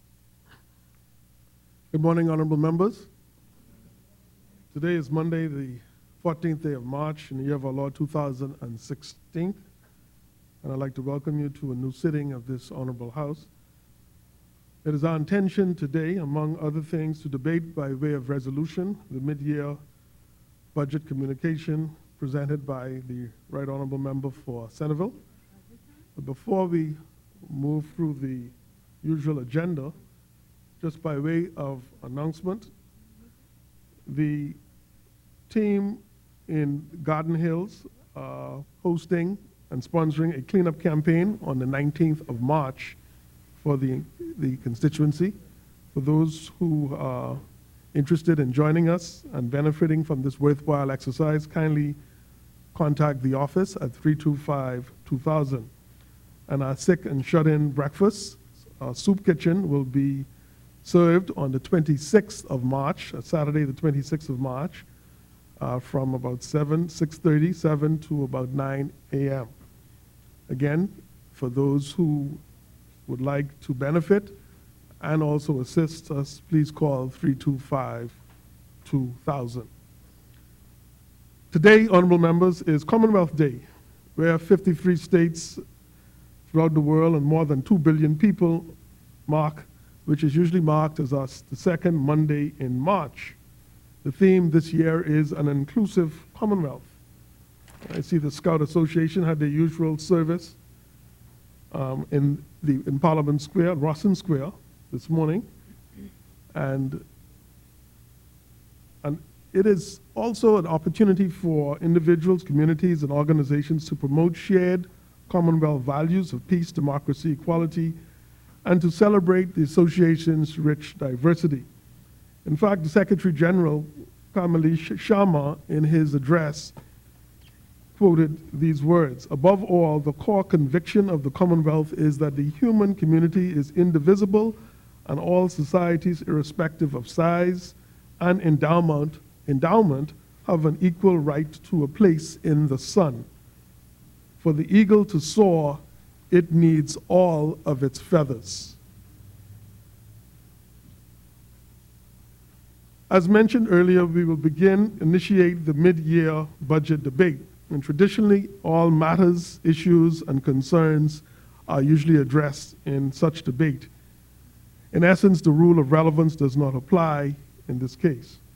However, the expectation of civility and professional decorum will be adhered to as per the rules. You're reminded that the rules were agreed by you as members, this House. These are your rules, so you're obligated to live by them. So unparliamentary language and imputation of personal motives will not be tolerated.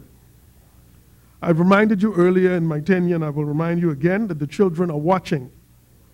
And many outside this place aspire to be like us, you, in here. Let us respect ourselves as we respect the chair and each other. Finally, on written notice from the member for Kalani, the member expressed a desire to express this House through a series of questions in an urgent matters that deals with matters of immediate public importance. I've read the contents of his communication and questions and am satisfied that the final rendition is acceptable. The member will be allowed to present his communication and question immediately following minister's communication as per Rule 56. The Honorable Prime Minister and Right Honorable Member for Centerville also indicated this morning his desire to address a matter or matters of serious public interest, and so in due course the Right Honorable Member will so oblige. Now to the business at hand. Laying of documents by ministers. Statements and communication by ministers. Chair recognized the Right Honorable Member for Centerville. Much obliged, Mr. Speaker. Mr. Speaker, for the purposes of my personal reputation and the reputation of my government, I would wish to confirm that I have asked for an investigation of matters now before our country concerning my government, an investigation by the Royal Bahamas Police Force. And in the circumstances, and in reference to recent media reports, I wish to state the following as emphatically as possible. 1, the suggestion that I have used the power of my office to extend special treatment to Peter Nygaard is completely and utterly false. 2, there has been no impropriety on my part in any of my dealings with either Peter Nygaard or Louis Bacon. Further, I have no reason to believe that any of my cabinet colleagues may have committed any such impropriety either. 3, I am satisfied that a thorough investigation into the matters in question will be carried out by the Royal Bahamas Police Force. In fact, I have reason to believe that such an investigation is already gathering pace and that it will extend to all allegations of criminal activity. I fully support this investigation, as do all of my colleagues in the government. 4, I now call upon the opposition to cooperate in such an investigation as well. It is important, Mr. Speaker, to determine whether or not any of their members may have instigated, facilitated, or otherwise been complicit in any criminal activity in relation to any aspect of this matter. 5. Finally, it is for me to confirm that there is an ongoing civil litigation before the courts involving Mr. Bacon, Mr. Nygaard, the Bahamas government, and the Save the Bays Action Group concerning the Nygaard property at Lightfoot Key. Mr. Speaker, the government's evidence in this case regarding the handling of environmental issues and the issuance or withholding of permits will reveal that the government has at all times behaved in a completely lawful and honest manner without fear or favor towards any of the contending parties. Thank you, Mr. Speaker.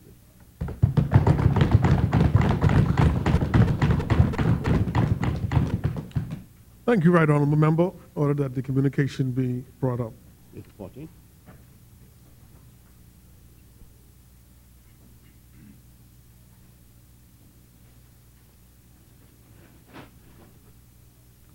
Order that the communication do lie on the table.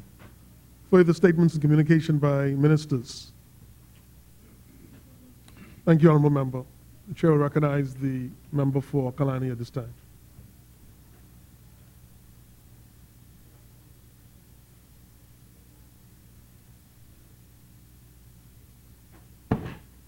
Thank you very much, Mr. Speaker. Mr. Speaker, I'm happy to hear the communication by the Prime Minister. I have a series of questions with respect to that matter. But, Mr. Speaker, before I commence my communication, I want to inform this Honorable House that last night I and my parliamentary colleagues had a meeting at our headquarters on Marquis Street. Having left there around 10 o'clock last night, to be informed sometime early this morning, Mr. Speaker, that our headquarters had been broken into. The F&M headquarters had been broken into sometime after our meeting, and I had reported the matter to the police, and I would hope and think that is under investigation at this very moment. Mr. Speaker, I rise to ask a series of questions on a matter of grave and urgent public importance which has arisen since last we sat in this honorable chambers. Last week, serious allegations made against members of this government and contained in a sworn affidavit filed in the Supreme Court, as well as several audio and videotaped conversations involving the permanent resident Peter Nygaard, were published in the local media and have subsequently picked up and carried by several international media outlets. Mr. Speaker, the allegations and comments recorded to have been made by Mr. Peter Nygaard and two gangsters, at least one of whom being a former convicted criminal, are of the most scurrilous and serious nature, comprising allegations of payments to fund the general election campaign of the governing party with the expectation of obtaining rewards and exercise of government power and authority, particularly over the leasing of Crown land, unfavorable allegations against the Prime Minister to exert pressure upon the Prime Minister, comprising allegations. Point of order, member, right on the member. I would wish the member to clarify, because if I heard him correctly, he said allegations against the Prime Minister. And I would... Unfavorable. Unfavorable allegations. I don't know what that means, Mr. Speaker, because the listening public out there might seem to interpret that to mean, right, something negative to me. I'm not sure what you're intending to say. There is nothing negative with Prime Minister. Member for Kalani. Thank you, Mr. Speaker.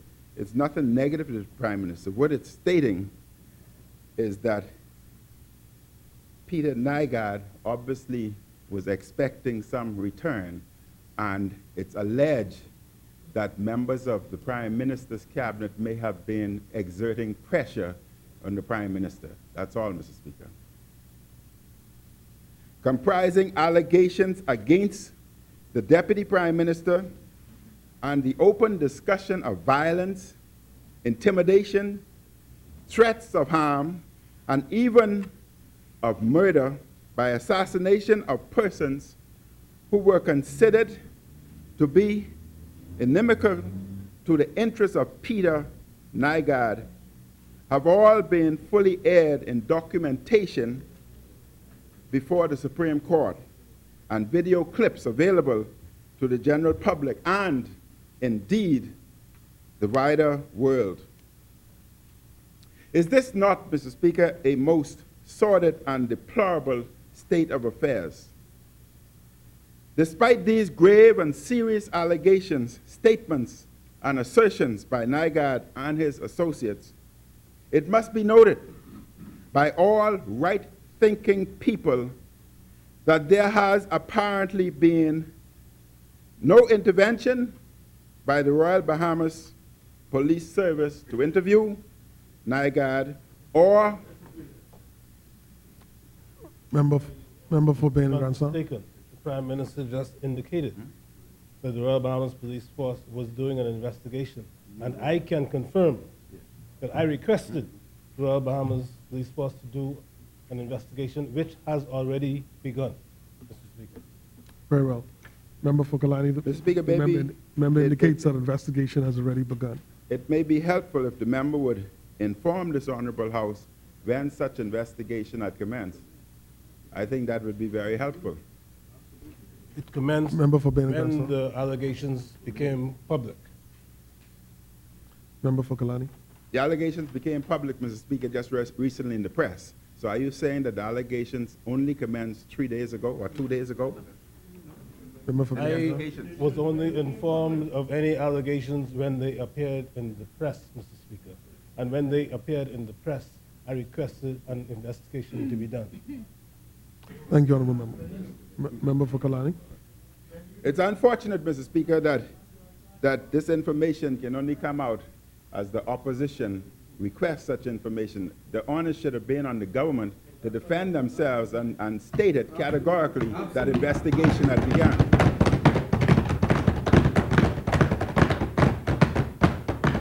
Member for Speaker, Bain and I was Grandson. not involved in spreading the allegations or in revealing the allegations. I understood when the allegations were made, and that is when I made the request. Now, if I was one of them, I might have known when the allegations were about to be made. Or I might have known what the allegations were before they were made. But I'm not. Thank you, Honourable Member. Member for Kalani. Mr. Speaker, I think the Bahamian public looking for transparency within our society would have been much happier had they been informed earlier, as soon as the news break. I think the onus and the responsibility rested with either the Prime Minister or the Minister of National Security to state categorically that these matters of allegations are under investigation, not until we come here in Parliament. The Prime Minister knew that I was going to make a communication, and therefore he preempted me with his communication. Right Honourable Member for Centerville. Mr. Speaker, for the purposes of the record, once the Prime Minister was confronted with allegations about himself and his government, the Prime Minister immediately took action to involve the Royal Bahamas Police Force. As the first point. The Prime Minister's obligation to Parliament is at the first available opportunity in Parliament to report. I have so reported. The third point, sir. The government has been injuncted in the Supreme Court of the Bahamas by court proceedings. This is a matter that is in the courts. The Prime Minister has been injuncted. The Deputy Prime Minister has been injuncted. This matter is now beyond my capacity because it's in the court with respect to the civil proceedings. I expect the courts in the Bahamas to fully ventilate this whole affair. The final point, sir, is this. This matter may involve criminal activity, and it may involve criminal activity sourcing from that side. It may.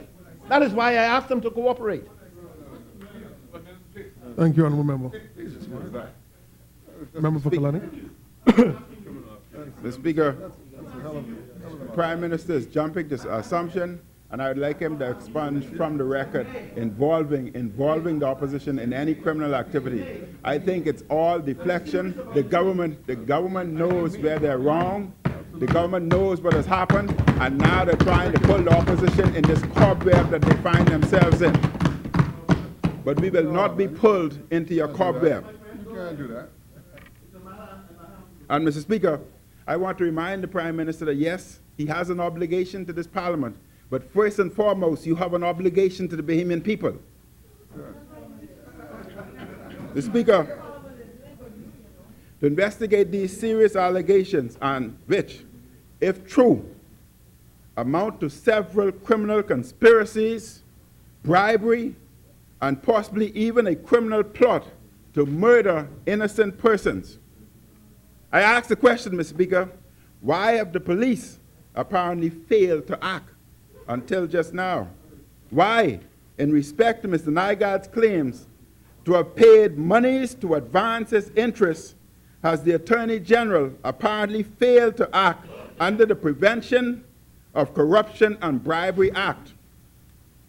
Mr. Speaker, today we are once again, as a people, confronted by serious allegations of illicit payments to serving cabinet ministers, complicity in gang activities, and an apparent expressed expectation on the part of Nygaard that he was owed some governmental favors as a result of his having given the PLP some $5 million to fight the last general elections campaign. The silence from members of this government, particularly the Prime Minister, speaks volumes, and speaks such volumes very, very loudly. I call upon the Prime Minister, Mr. Speaker, to bow to and observe the hallowed rules of parliamentary conventions, and to immediately give a full explanation to Bahamian people of the details of his personal involvement, if any, and any commitment that he might have made to Peter Nygaard at any time, up to and including the present date. The Prime Minister should also explain to the Bahamian people what official steps are being taken by all law enforcement agencies to fully and properly investigate the very serious allegations of murder plots and threats to harm innocent people. The Prime Minister should also explain to the Bahamian people what steps are being taken by the Attorney General to carry out her legal and constitutional duty to fully and properly investigate what appears to be very specific allegations of bribery of serving cabinet ministers. Thank you, Mr. Speaker.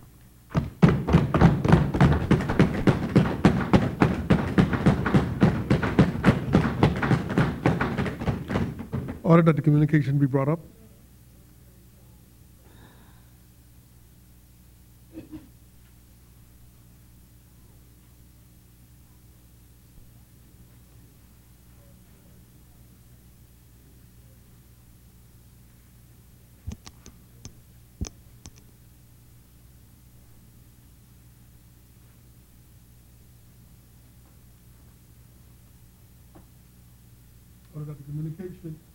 Order that the communication do lie on the table. Chair will recognize Right Honourable Member for Centerville for a response. Thank you very much, Mr. Speaker.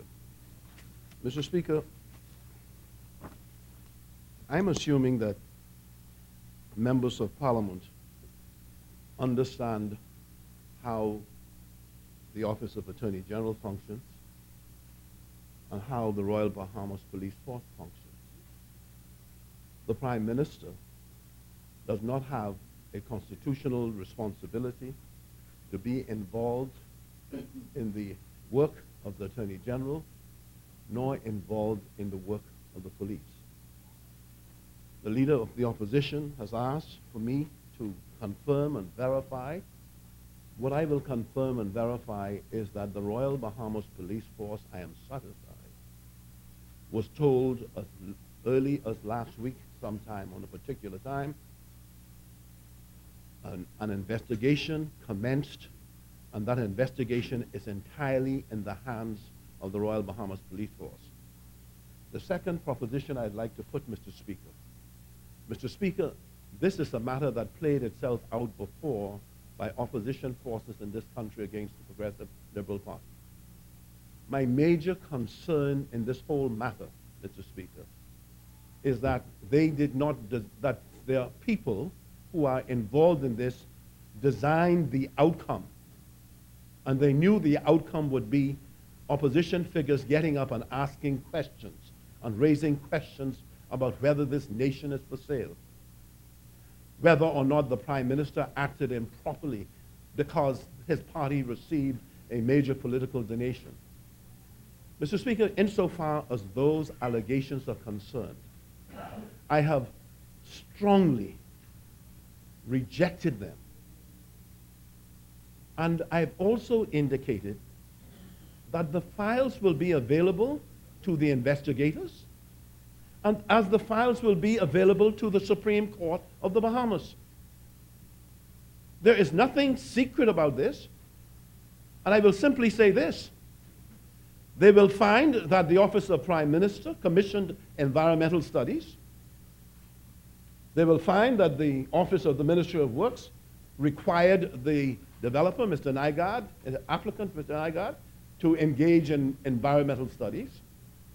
They will find that the Ministry of Works found breaches and acted upon those breaches consistent with the law. All of those things they will find. But they are before the court, and most certainly now before the police. And I've just simply based my conviction in the assertions I made that we acted properly. Finally, in the history of our country, the greatest care must be exercised by political leaders on either side in terms of their actions towards, in favor of investors, because the record must speak for itself. And I'm in my 42nd consecutive year in public life, and I stand on my own record. Every relationship can be examined, and I will be able to explain every relationship. But under no circumstances, Mr. Speaker, will you ever find that I would have done favor for consideration. By the very tapes he referred to, the developer is indicating that the Prime Minister has not acted in the way he would have expected the Prime Minister to act.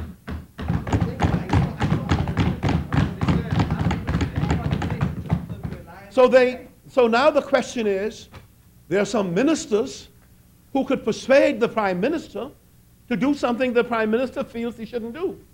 Well, when that going to happen? When is that going to happen? That the Prime Minister will do something he shouldn't do because some ministers come to him. The minister should be fired, Mr. Prime Minister. Ministers didn't. They didn't come, Mr. Speaker. Ministers did not come to me. It is a lie. It is a lie. It is a lie.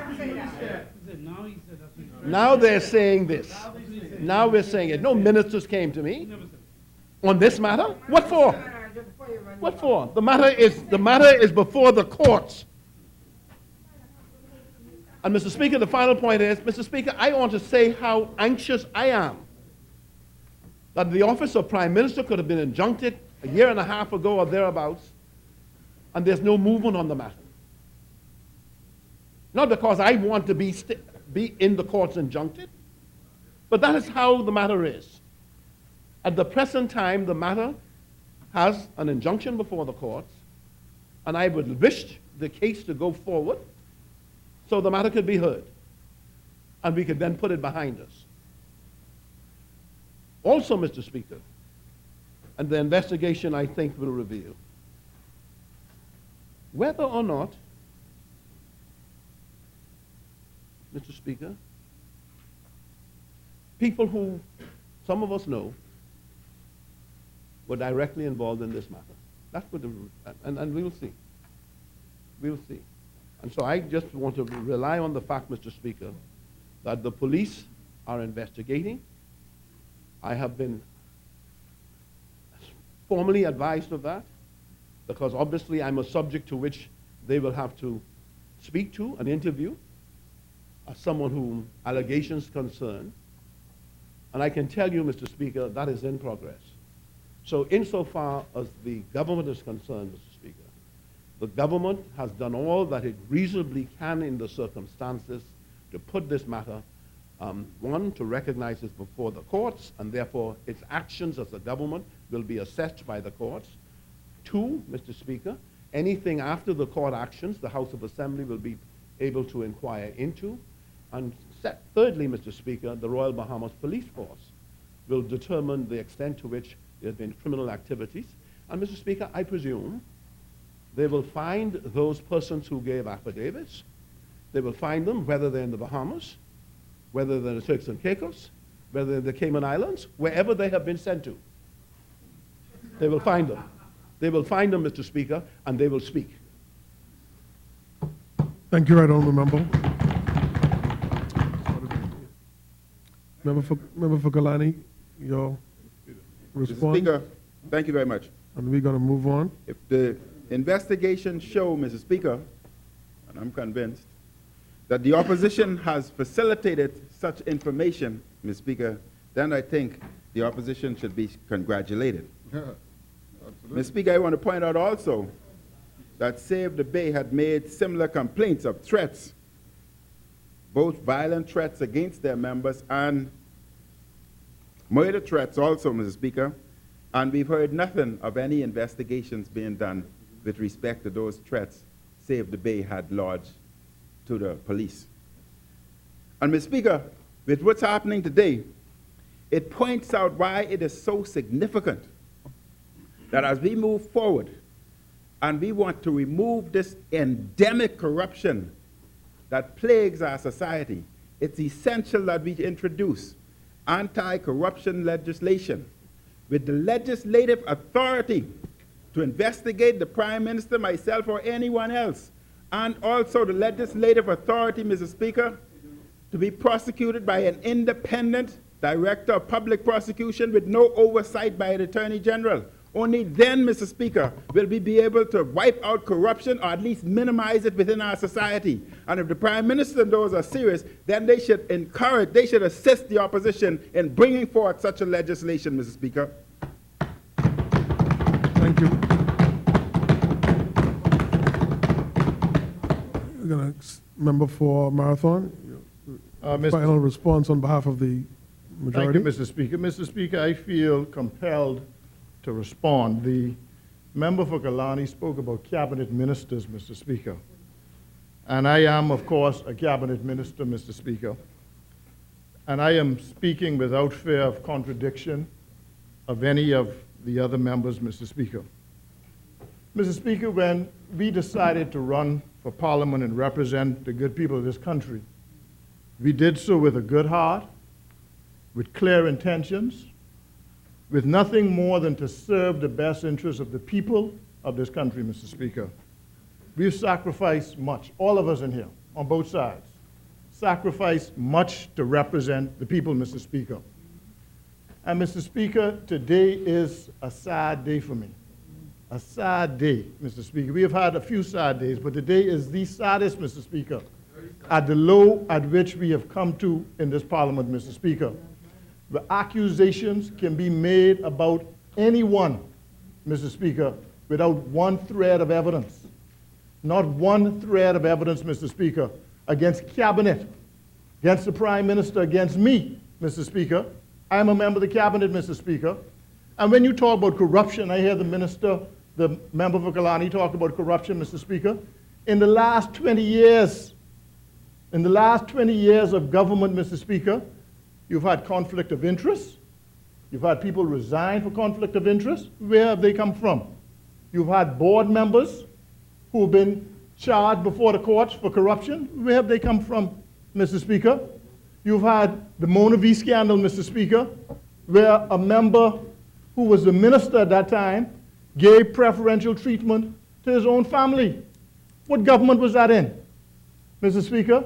You had the helicopter ride, where a member allowed, who was the sitting minister, accepted a helicopter ride and gave permission to dredge in the Land and Sea Park, Mr. Speaker. So, Mr. Speaker, don't come in here today, Mr. Speaker, and begin this broad thing about corruption and all of us being involved in it, Mr. Speaker. I didn't get into politics for that. And I'm not going to let nobody, I don't care where they come from, I don't care where they was born, which country they from, Mr. Speaker, to get up in this place or any place and involve me or the party which I am involved in of anything like that. If that's the game they want to play, Mr. Speaker, I just not going to stand for it, Mr. Speaker. I'm sick and tired of it. Sick and tired of it, Mr. Speaker. And I'm not going to stand for it and sit quiet anymore. If that's the kind of fight they want to have, Mr. Speaker, no problem, you know. No problem. If that's what our politics come to, Mr. Speaker, but let it come to that. If that's what you all want to do, no problem. Keep talking foolishness. I got my share of that too, Mr. Speaker. I said before, Mr. Speaker, I did not come in this parliament to bother with anybody. Did not come here for that. I came here to have intelligent conversation about the issues affecting this country that involved our citizens and making every effort to solve them. That's what I came here for. That's what we came here for. But now, Mr. Speaker, if you want to mess with me, Mr. Speaker, I said it before, if that's what you want to do, and you want to come and impugn my integrity, Mr. Speaker, well, Mr. Speaker, you have to know I ain't going to just sit down and take that, and we ain't going to take that. And if you touch one of us, Mr. Speaker, you touch all of us, Mr. Speaker. It's as simple as that. It ain't going to happen like that, Mr. Speaker. It ain't going to happen like that.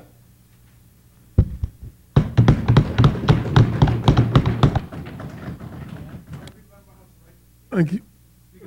Thank you, Honourable Member. I think, just pause. The chair was just trusting the member for Marathon. Member, take your seat. Member, take your seat. Marathon was to answer a question, but the member took the conversation a little bit further, wider than I would have liked. And so we have now come to a point where persons feel the need to speak to their own personal integrity. And the view of the chair is simple. This is gravely serious matter, no question about it. And in fact, the entire Parliament is implicated. Member for Fort Charlotte.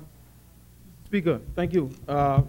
But as you just said, with the greatest respect, this potentially impugns this entire Parliament. And it is something that we have to take seriously, not just as members of the governing party, but members of the opposition. Because there are allegations being made by members of the governing party that somehow the opposition is complicit in this, which is, from my perspective and those of my colleagues, is an outright untruth.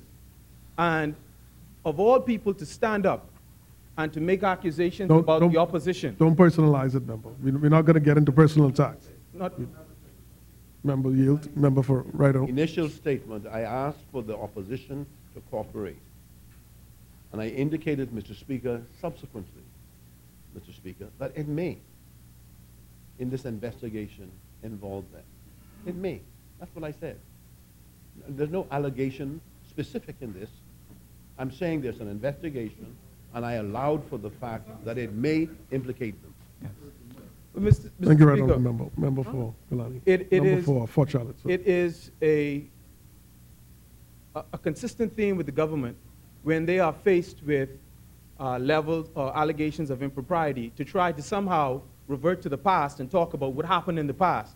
Well, as my colleague sitting next to me just said, two wrongs don't make a right. And just because something may have transpired under another administration that was wrong does not make it acceptable for those wrongs to be committed by a sitting administration. And for the member for Marathon, who himself, a part of an entourage of cabinet ministers, attended the home of Peter Nygaard, he should be the last individual to speak about propriety.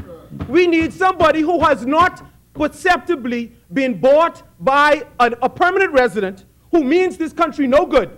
We need somebody like that from the opposite side to stand up and repudiate the filth that this man represents. And until we get that, then we cannot accept this as business as usual. We need a government that is free and clear of men and women who believe that they own this country or that they have this government in their back pocket. And Mr. Prime Minister, you should stand firm. If you call for Bruno Rufo and your Minister of Foreign Affairs to be sent out of this country, if you say that Sarkis million should get psychiatric evaluation, should be sent out of this country, what then do you say about Peter Nygaard? Shame on you. Don't point. Don't point, member. Right honourable member. Centerville. I'm not referring in anything I've said to prior actions in a previous term of the Free National Movement. I have indicated, I'm not the member for Marathon did. I'm not. Listen to me. No, listen to me. I want to be very specific. I'm indicating that there is a police investigation. Just as there is purported evidence of people saying things in the absence of a test for authenticity of the tapes, all of that is a part of an investigation. We're sitting in here debating. I'm also saying, Mr. Speaker, that the same level of purported evidence could pose an implication to the opposition. That's what I'm saying. And I'm saying, Mr. Speaker, please cooperate. The same available tapes they're talking about. Thank you, right honourable member. Member for Central Grand Bahama. Speaker, I am taken aback by the Prime Minister's comment that they or them, as the FNM, could turn out to be involved in this. I think that is so wrong. If he wants to suggest that there might be individuals or individuals involved, but don't put the member for Central Grand Bahama in that grouping. I have no knowledge of this affair. No knowledge about this affair. And for him to suggest, Mr. Speaker, I was offended when Dr. Zonaboni did what he did, and I expressed that disgust in this place. And I'm just as disgusted, with the greatest respect to the Prime Minister, for him to suggest that them or they. If he suggests that there's an individual, no, Nico Grant, the member for Central Grand Bahama, is not involved, it is unfair for him to say them or they. Thank you, honourable member. Member for Marathon. Yeah, I just wanted to respond to the member who don't represent nobody but himself in here, and to the member for Central Grand Bahama.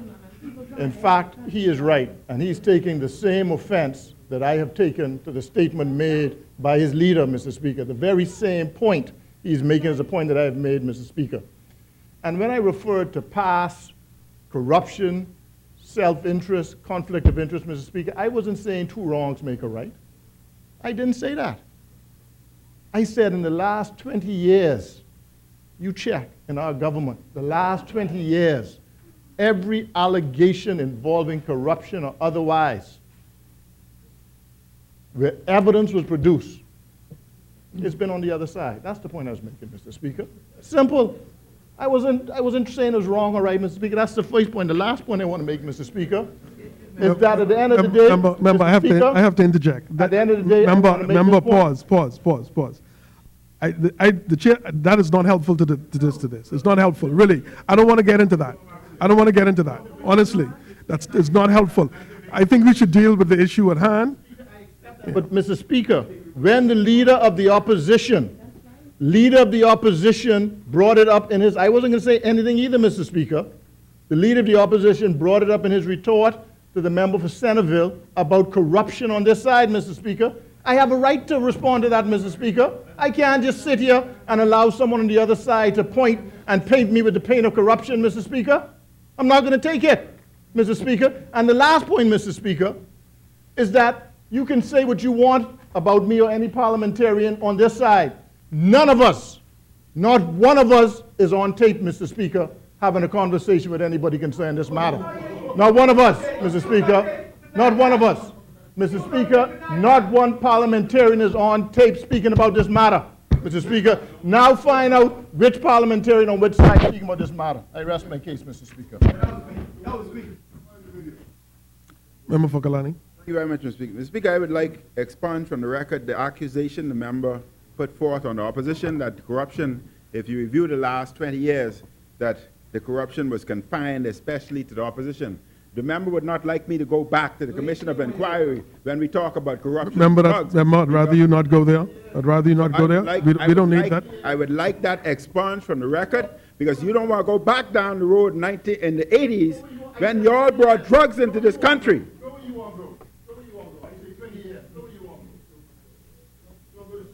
You can go there too. You can go before that. Member for Bain and Grandstand. Speaker, I think it's time. Speaker, I think those allegations which they wanted to make, which the opposition wanted to make, they have made.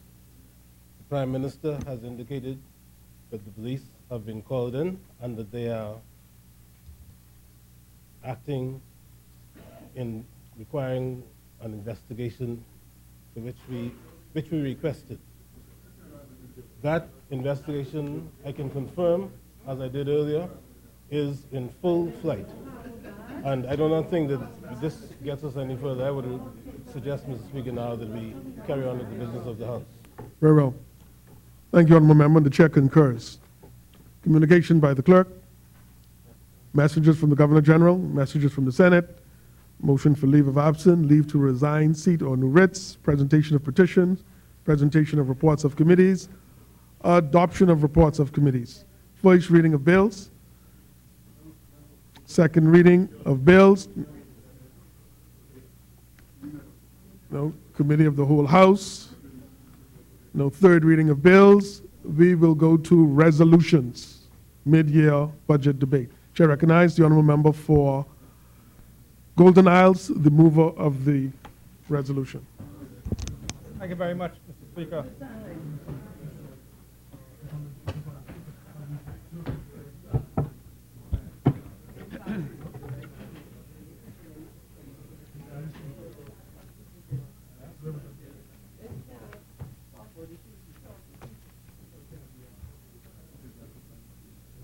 Thank you very much, Mr. Speaker. Mr. Speaker, I rise to move the following resolution. Resolved that this House approves the mid-year budget report and accompanying communication made to this House by the Right Honorable Perry Christie, Prime Minister and Minister of Finance of the Commonwealth of the Bahamas on March 7, 2016. Mr. Speaker, and I rise, of course, as well on behalf of the people of the Golden Isles constituency. Mr. Speaker, 1 week ago, the Minister of Finance, the Right Honorable Member for Centerville, presented the government's mid-year budget statement for the fiscal year 2015-2016.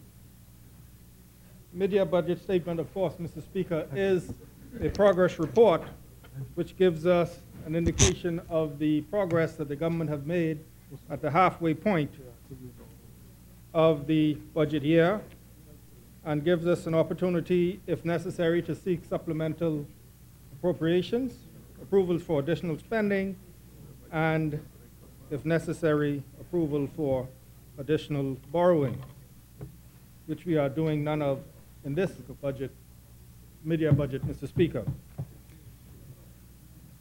In presenting the mid-year statement, Mr. Speaker, the Right Honourable Member demonstrated that we remain on target to meet the targets that we have set to, in a planned and gradual manner, move the public finances towards more sustainable levels. The Minister said, quote, "In the area of fiscal reform, we set out 3 years ago an unprecedented medium-term fiscal consolidation plan whose primary goal is the gradual elimination of the government deficit, which in turn will return the burden of government debt to lower and more sustainable levels. From a responsible governance and sound strategic planning perspective, we were clear that this plan would necessarily be supple and adaptable to evolving circumstances, be they in respect of economic developments or natural disasters." He said further that we were equally clear, however, that our focus would not deviate from the ultimate fiscal targets. I continue to quote, says, "This fiscal plan to date has been successful. Despite a more muted recovery of the global economy than had been widely expected, and the resulting less robust expansion of our domestic economy, we have nonetheless succeeding in reducing the government deficit from $539 million 3 years ago to the projected $141 million this fiscal year." And he went on to say that he will shortly report on the progress that we have made on this score through the first half of this year. This is a deficit reduction of 75%, or $398 million, near $400 million, Mr. Speaker. In addition to the fiscal update, the Minister of Finance detailed reforms in the areas of education through a refocused commitment to every child counts, by introducing Star Academy, whose students who are deemed vulnerable and difficult to integrate in the formal school system are given special attention to ensure a successful integration. Also in the area of education, higher standards for school graduates. In the area of training, we have created through legislation the National Training Agency to work with the private sector to ensure that our citizens have the requisite skills to successfully enter the job market. In social services, we have introduced debit cards as a form of payment to better tie assistance to improve lifestyle choices for recipients of assistance, Mr. Speaker. In the area of energy reform, we are promulgating a national energy policy, and the Bahamas Electricity Corporation has been put under private management with a target mandate to reduce electricity costs and improve reliability. We are reforming in the areas of financial services to bring our regulation in line with international standards. We, of course, have reformed the gaming industry through regulation and appropriate taxation, and we are introducing national health insurance. The Minister also gave updates, Mr. Speaker, on the Cleo development and issued some good news for policyholders. The National Development Plan continues apace. He spoke about economic developments and the outlook for those. He detailed a very robust investment pipeline of investments in the Providence and the Family Islands, and he went on to speak about the actual fiscal performance for the first half of 2015-2016.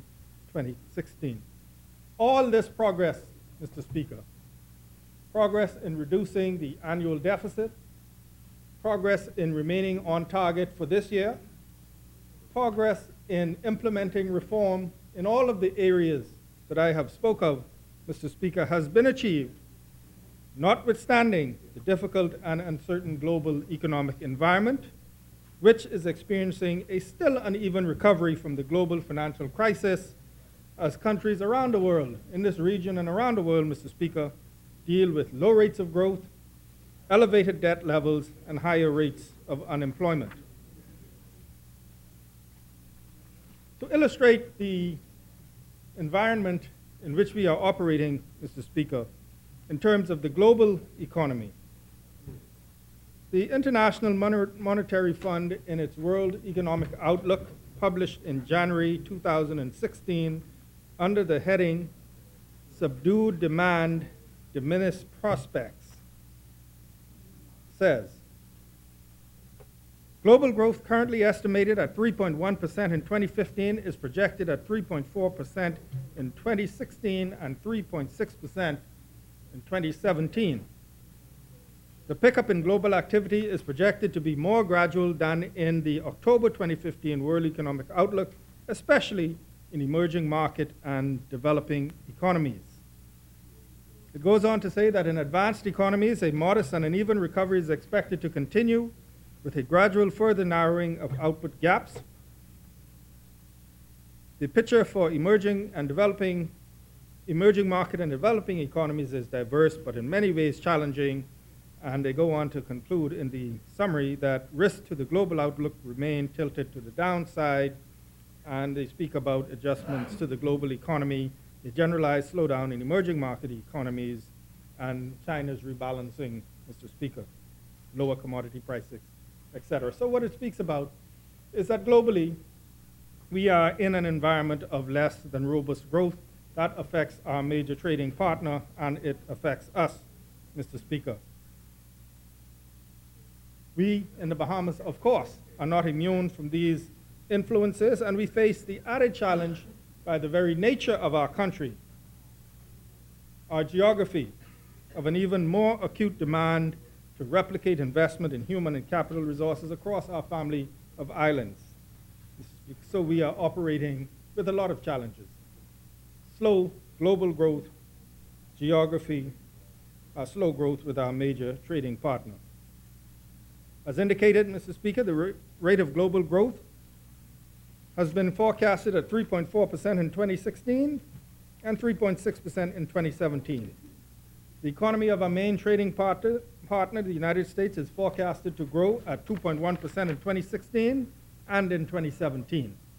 And in the Bahamas, the IMF forecasts our economy to grow at a rate of 1.5% in 2016 and 2% in 2017, with the economy having grown at the rate of approximately 1% in 2015. Simply speaking, Mr. Speaker, this is the reality in which we have to manage our resources as we seek to improve the lives of the Bahamian people.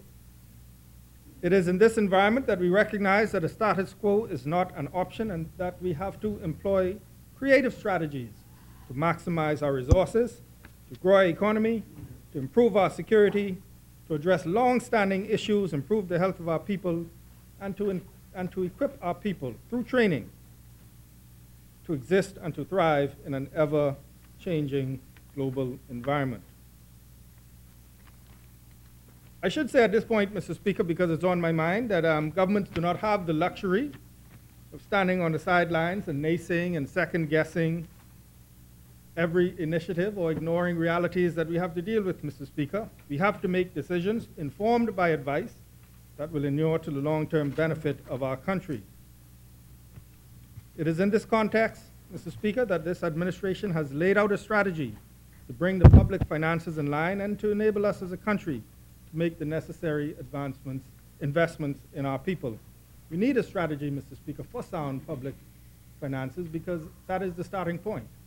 If we have no money, we have no money for education, we have no money for health, we have no money for the police, we have no money for anything, for infrastructure, nothing, Mr. Speaker. And that is why we put such great emphasis and we committed to make the hard decisions that will enable us to be able to make those investments, Mr. Speaker.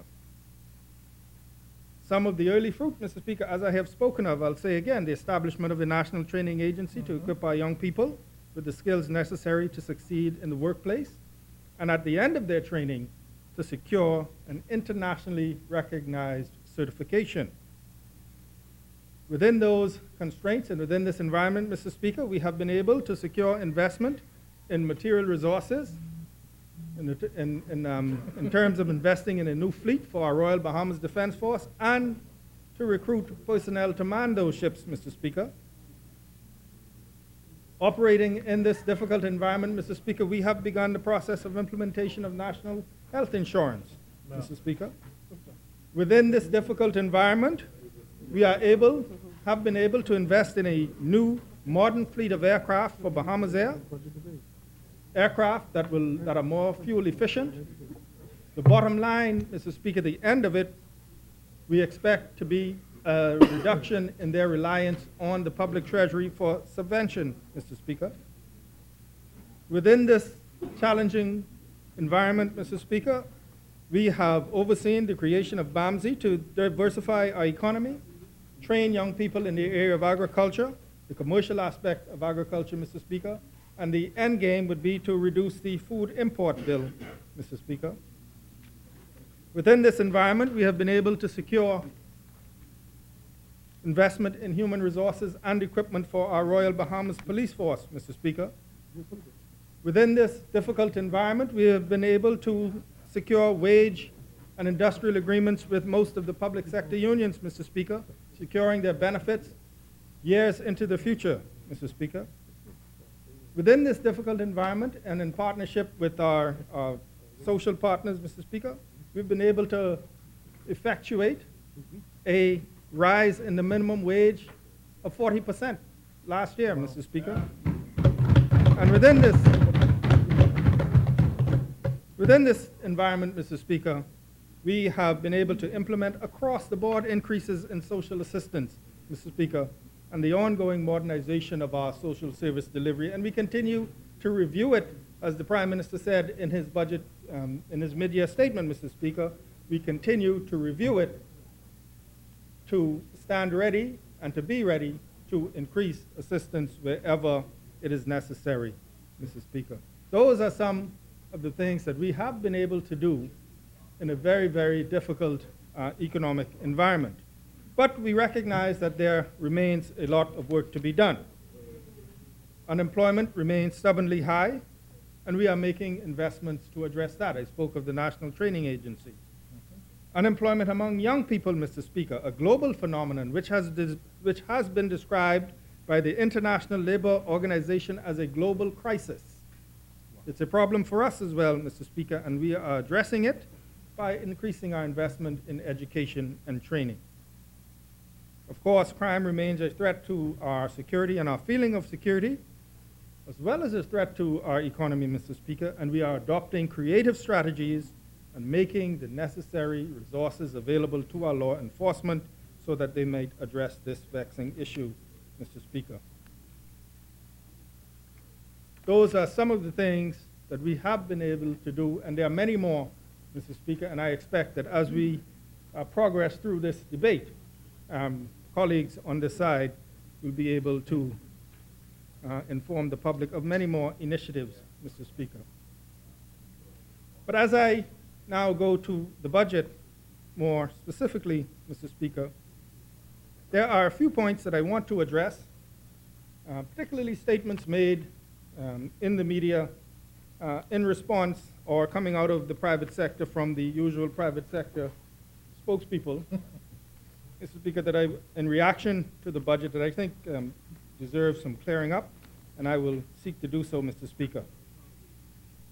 I will talk about the government's agenda for change, our medium-term fiscal consolidation plan and results so far, our commitment to and the progress that we are making towards the concept of accrual accounting, Mr. Speaker, and then I will speak, if time permits, on the VAT implementation and some of the questions that have arisen, Mr. Speaker. But there are 3 points that I want to address as a result of reaction to the budget statement, Mr. Speaker. The first is this, I don't know what to call it, Mr. Speaker, this assertion that the government has already exceeded its full-year budget deficit target at the halfway point, and by implication, somehow, there's no way that we can meet our target. It's amazing, you know, Mr. Speaker, because, like, you read it in the paper, and then someone internationally reads it online, and there's this phenomenon that people internationally believe that nothing makes it in our local press unless there's some really good merit to it. I think they need to come and live down here for a while, right? Because they take it, they say, well, if it's in the newspaper, it must be true. You know? The second point, right, the second point I want to make, Mr. Speaker, is that somehow recurrent spending is up roughly $200 million over the same period last year, and therefore this is an indication that the government is exceeding its spending. That recurrent, they say, okay, recurrent spending is up $200 million more than it was last year. So, you know, as my good friend from Fox Hill likes to refer, the usual suspects are out saying, oh, this is a tax and spend government. I'll deal with the first point first, Mr. Speaker, that the government has already exceeded its full-year deficit target at the halfway point. The reality is, and the Prime Minister spoke about it when he gave the communication, Mr. Speaker, that our revenue is not evenly distributed throughout the budget year. In the budget, we forecast revenue of $2.047 billion for the full year. At the halfway point, we had collected $905 million, or 44%, just under half. Not exactly half, under half. By comparison, Mr. Speaker, in 2014-2015, for the full year, we forecast that we would collect $1.770 billion in revenue, and the amount collected at the halfway point was $688 million, or 39% of the full year. So we don't collect exactly half, Mr. Speaker. I explained it, the fact that you don't collect half of your revenue in the first half, Mr. Speaker. The newspaper called me. I had a nice conversation, I thought. And then, you know, there's still this headline about government ahead of deficit target. Mr. Speaker, let's look again at the past trend. In the 2014-2015 budget, which was presented in May 2014, we forecast a GFS deficit for the full year of $286 million. At the budget time, we said, okay, for the full year, the deficit is going to be $286 million. At the mid-year, at December 31st, 2014, the deficit was $273 million, 95% of the total. All right? So we're all halfway, we're almost halfway, well, almost 100% there. But by the end of the year, Mr. Speaker, you know what the deficit was? $198 million. Actually lower than the mid-year. So in the second half of the year, we caught up. It's not unusual. There's no mystery to this. At the beginning of the year, the revenue is lower. At the end of the year, because you have so much of your major revenue items collected in the second half of the year, you catch up. This is big business license, commercial automobiles, this is big property tax, all right? Bank fees, all right? They all come in heavily loaded in the second half of the year, anywhere from January to June, Mr. Speaker. I mentioned that to say, Mr. Speaker, that, you know, it's incontrovertible that we have reduced the deficit $400 million since we came to office, Mr. Speaker. That is incontrovertible, all right? But there seems to be, and I guess, you know, I don't want anybody to say I am attacking the press or anything, Mr. Speaker, but there seems to be, and I don't know if it's you know, it's like good news is bad news. Yeah, we said, I mean, anybody, you ask me, and I tell you what it is. I say to you, this is not unusual. It happened last year. Last year, we were 95% of the target. It appeared that if we would go over, but because of the nature of our revenue, we always catch up. It's like being behind at the half time of a game, Mr. Speaker. You catch up. You come back in the second half. And that's what happens with us. That's the nature of how our economy operates, Mr. Speaker. Last year, it was the same thing. At our halfway point, we were 95% there. But you make it up. It's not absolute. It doesn't mean that, okay, you're 95% there and it continues to add because you catch up, and last year we actually reduced it. And we expect to make our target this year, Mr. Speaker. We expect to make our target. But the difficulty is, and Mr. Speaker, is that two things happen. One,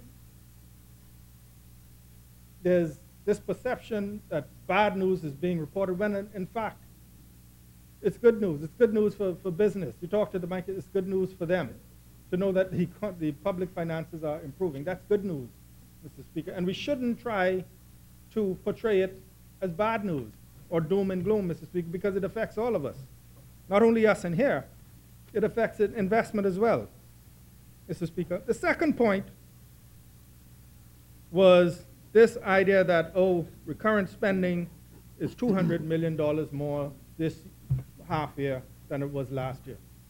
Mr. Speaker, in the budget communication that was read, the budget communication for 2015-2016, read last May by the Prime Minister, this is what he said.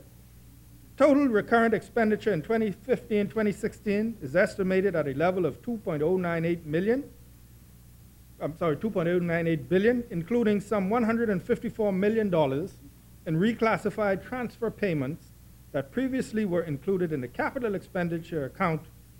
And then he goes on to say such a reclassification is in line with acceptable international practice.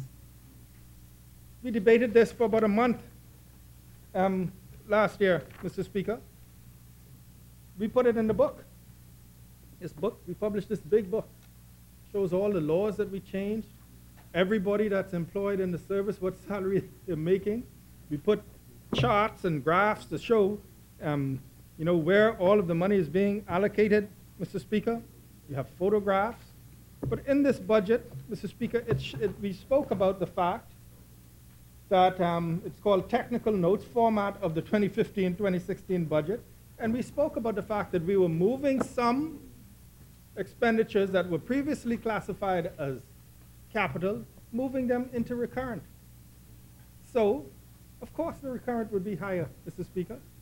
The total wouldn't be that much higher because we're just moving from one classification to the next.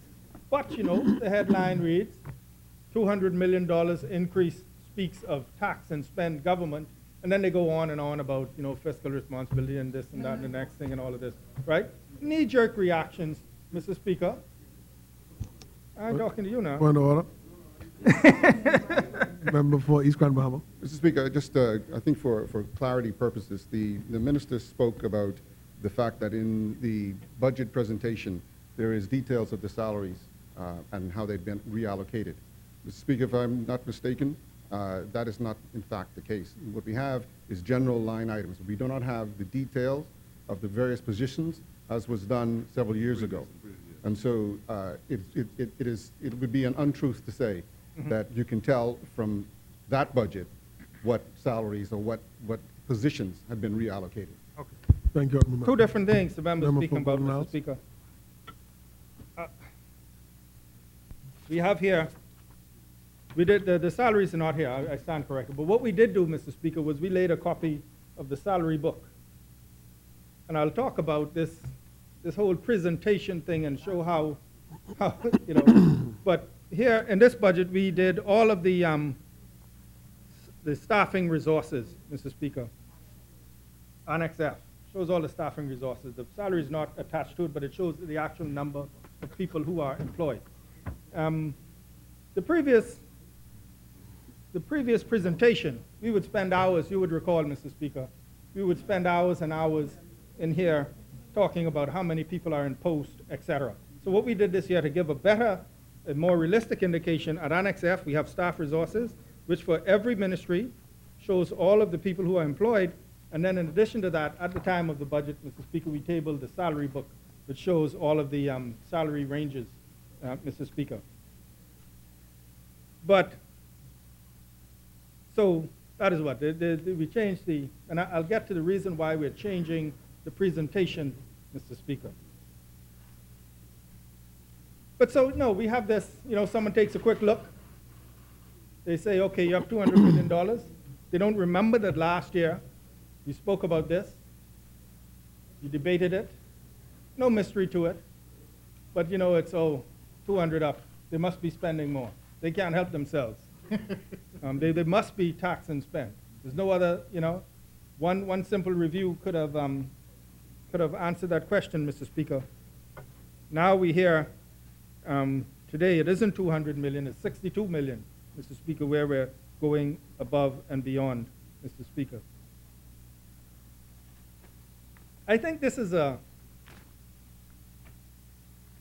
good time to speak about this whole issue of accrual accounting, Mr. Speaker. And after this morning's proceedings, I know it's not the most exciting of topics, Mr. Speaker, but I think I need to talk about it because, you know, it's like, Mr. Speaker, you know, I don't want anybody to think that we're looking for fishing for compliments, like they say, right?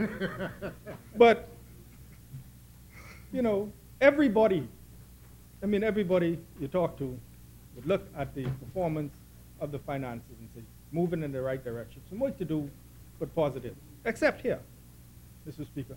Because when you talk about your deficit reduction and your improvements, then the topic changes. Is okay, well, you know, we can't trust that because we need to move to accrual accounting, Mr. Speaker.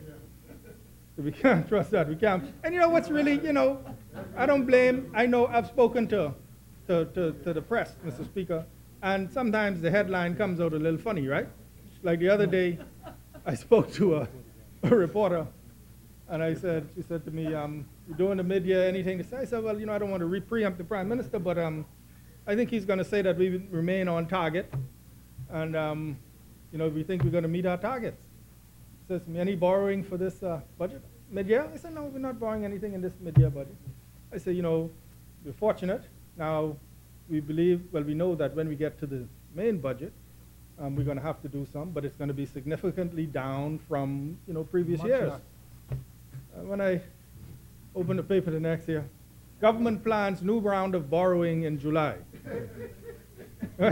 Not government, I don't want people to think I'm thin-skinned and I want to write their headline, right? But I'm speaking, Mr. Speaker, of this, you know, this insatiable appetite to purvey bad news, Mr. Speaker. You know, it can't be that the government's on target. They can borrow some more down, and notwithstanding, it's going to be a fraction of what we have, and so we're gradually moving to the point where we won't. You know, on target. The plan is being executed, but no, that's you know. But anyhow, so what disturbed me, Mr. Speaker, not so much the call for accrual accounting, but this assertion in the media that somehow, because we don't have accrual accounting yet, somehow the numbers are suspect. Somehow somebody is manipulating something. All right? And you know, it's really, you know, Mr. Speaker, we see what happens in here, and this is politics, and we're getting into the season, and so we know what happens, Mr. Speaker. You know, but you know, I think it's unfortunate that, you know, those words could be used, somehow casting doubt on what the government is presenting, because it doesn't fool anybody. We can't fool anybody, and it doesn't help us to try. But I want to talk about the title of the article was Chamber Chair Queries Budget Figure Accuracy. All right? But now, he didn't go, when you read the article, he never accused anybody of putting forth inaccurate numbers. What he spoke about was the need for accrual accounting. But the headline says Chamber Chair Queries Budget Figure Accuracy, the implication being that somehow there's some funny business going on, Mr. Speaker. And I just wanted to address that, Mr. Speaker, because implicit in that sort of statement, that headline, is the assertion that the government has done nothing whatsoever toward moving the public accounting system from its cash accounting basis to the internationally recognized accrual basis accounting. Also implicit in the statement, Mr. Speaker, is that the suggestion that the transition from cash accounting to the accrual accounting can happen overnight, Mr. Speaker. Mr. Speaker, the government. So, first of all, the headline, Chamber Chair Queries Budget Figure Accuracy. And then the quote, the government's failure to date to adopt international public sector accounting standards meant the accuracy of its budget figures was questionable, Mr. Speaker. See, no, you know, it's this whole, even if you extend the debate, the interaction we had here this morning, Mr. Speaker, a progressive Liberal Party administration can't possibly be fiscally prudent. They can't possibly understand public finances and the need to set out strategies and be disciplined and achieve those targets, Mr. Speaker. That can't happen. So when it happens, the numbers must be wrong, Mr. Speaker. They can't be accurate. Something funny is going on, Mr. Speaker. Mr. Speaker, I say it lightly and I jest, but it's really despicable. You know? I mean, I say it and you know, but you know, we have broad shoulders, so we take it. But I don't want them to take this sort of jest from, you know, we understand what they're trying to pull, Mr. Speaker. We understand exactly what they're trying to pull, and it's offensive. But I want to talk about what the government is doing, Mr. Speaker, and the questions that the member from East Grand Bahama raises about presentation. Mr. Speaker, you see, all of this is intertwined. Because if you're moving to accrual basis accounting to give you the true picture, Mr. Speaker, of what the government owes into the future and what they can expect to get into the future, Mr. Speaker, there's some things that you have to do. And part of it is getting rid of this thing where we put a line for everything in the budget. All right? It might seem, oh, you have a big budget and you see all these lines and all these things, but that doesn't help you when you move into accrual account. There's ways that you have to classify. And that is some of the things that we have been doing. So when we changed the presentation last year, we get accused of trying to hide things. But in changing those classifications, Mr. Speaker, those are steps toward moving towards the internationally accepted principles, Mr. Speaker. But I want to say, Mr. Speaker, what are we doing? The government of the Bahamas, through a standing committee in the Treasury, has been working with the Bahamas Institute of Chartered Accountants toward development and publication of a concept paper to develop a roadmap for the transition to accrual accounting. The Prime Minister and the Minister of Finance in his mid-year budget communication was very explicit on this point, where he states, quote, the public treasury was working with BICA representatives on this initiative, which sets the stage for the IDB project. He continued, the concept paper would provide the blueprint for the reform of the government's reporting of its fiscal results in a professional and non-partisan manner. Further, Mr. Speaker, and I believe they misquoted Mr.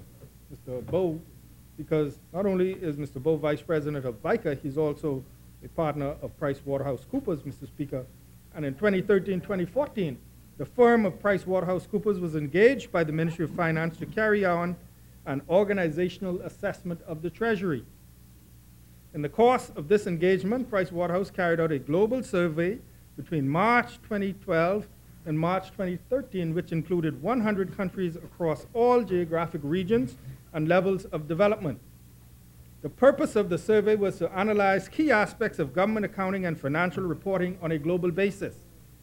The survey found that 54% of the countries surveyed, or 54 countries of the 100 surveyed, followed the cash basis of accounting. So they surveyed 100 countries, and they found that 54 of them, just over half, followed cash basis, just like us. The study also disclosed that the estimated time frame to move to accrual accounting from cash accounting is approximately 5 years, and that many countries had committed to proceed with this transition over the next 5 years, Mr. Speaker.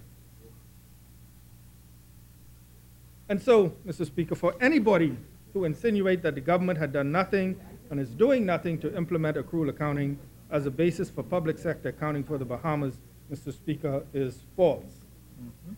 The government readily acknowledges the need for reform to public sector accounting, leading to the adoption of international public accounting standards.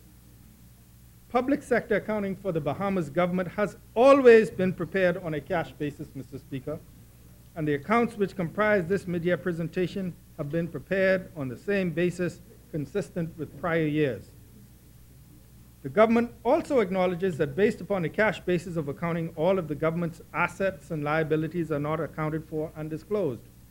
It is therefore recognized that the cash basis has severe limitations, and the financial statements produced from its basis have limited usefulness to the international rating agencies, banks, and investors, as well as limited usefulness to the government for decision making.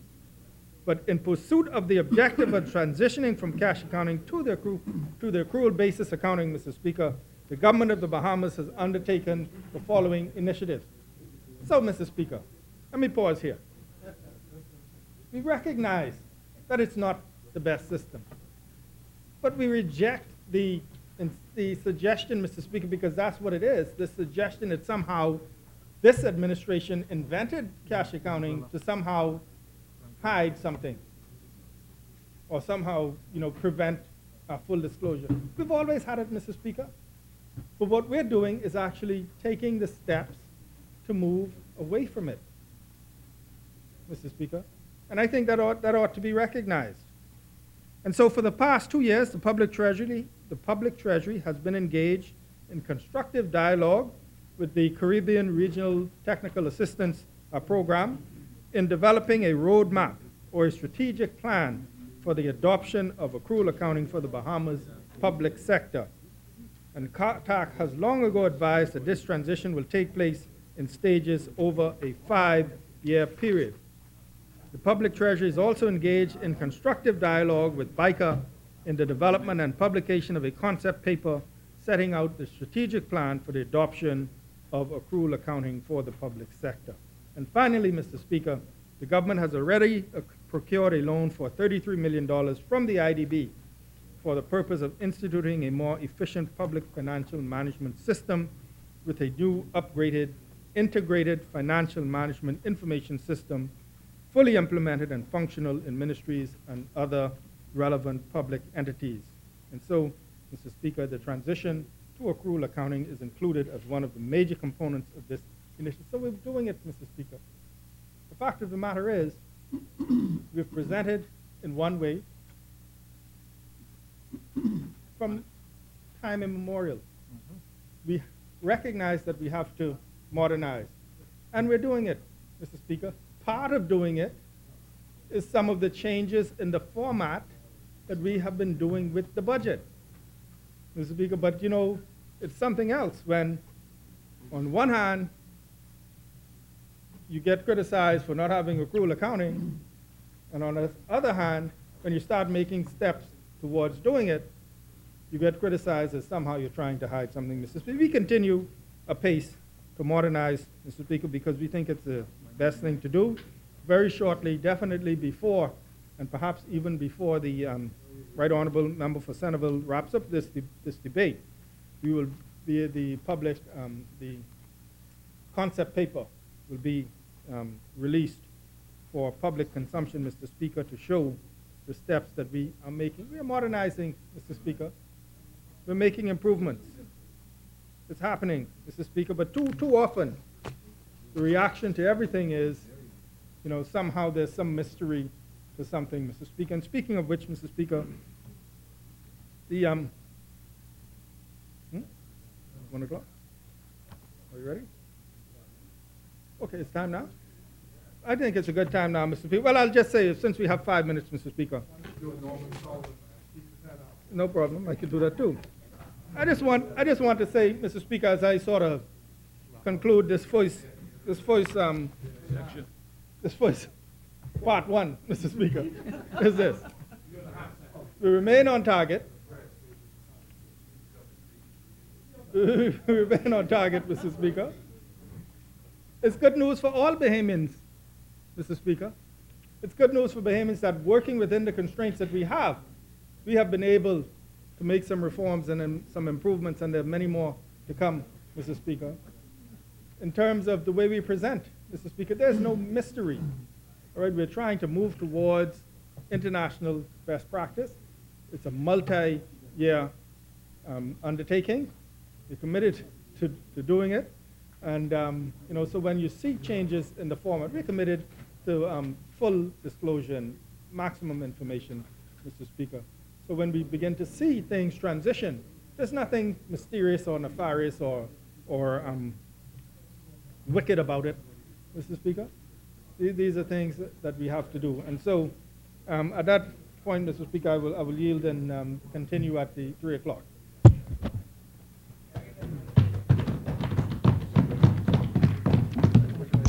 Thank you. The member yields. Chair recognizes the honourable member for Bain and Mr. Cranstown. Speaker, I move that the House suspends until 3 p.m. this afternoon. Moved and seconded that the business of this House suspends until 3 p.m. this afternoon. As many as are in favor remain seated. Those opposed will stand. The business of this House suspends until 3 p.m. this afternoon. Sarge?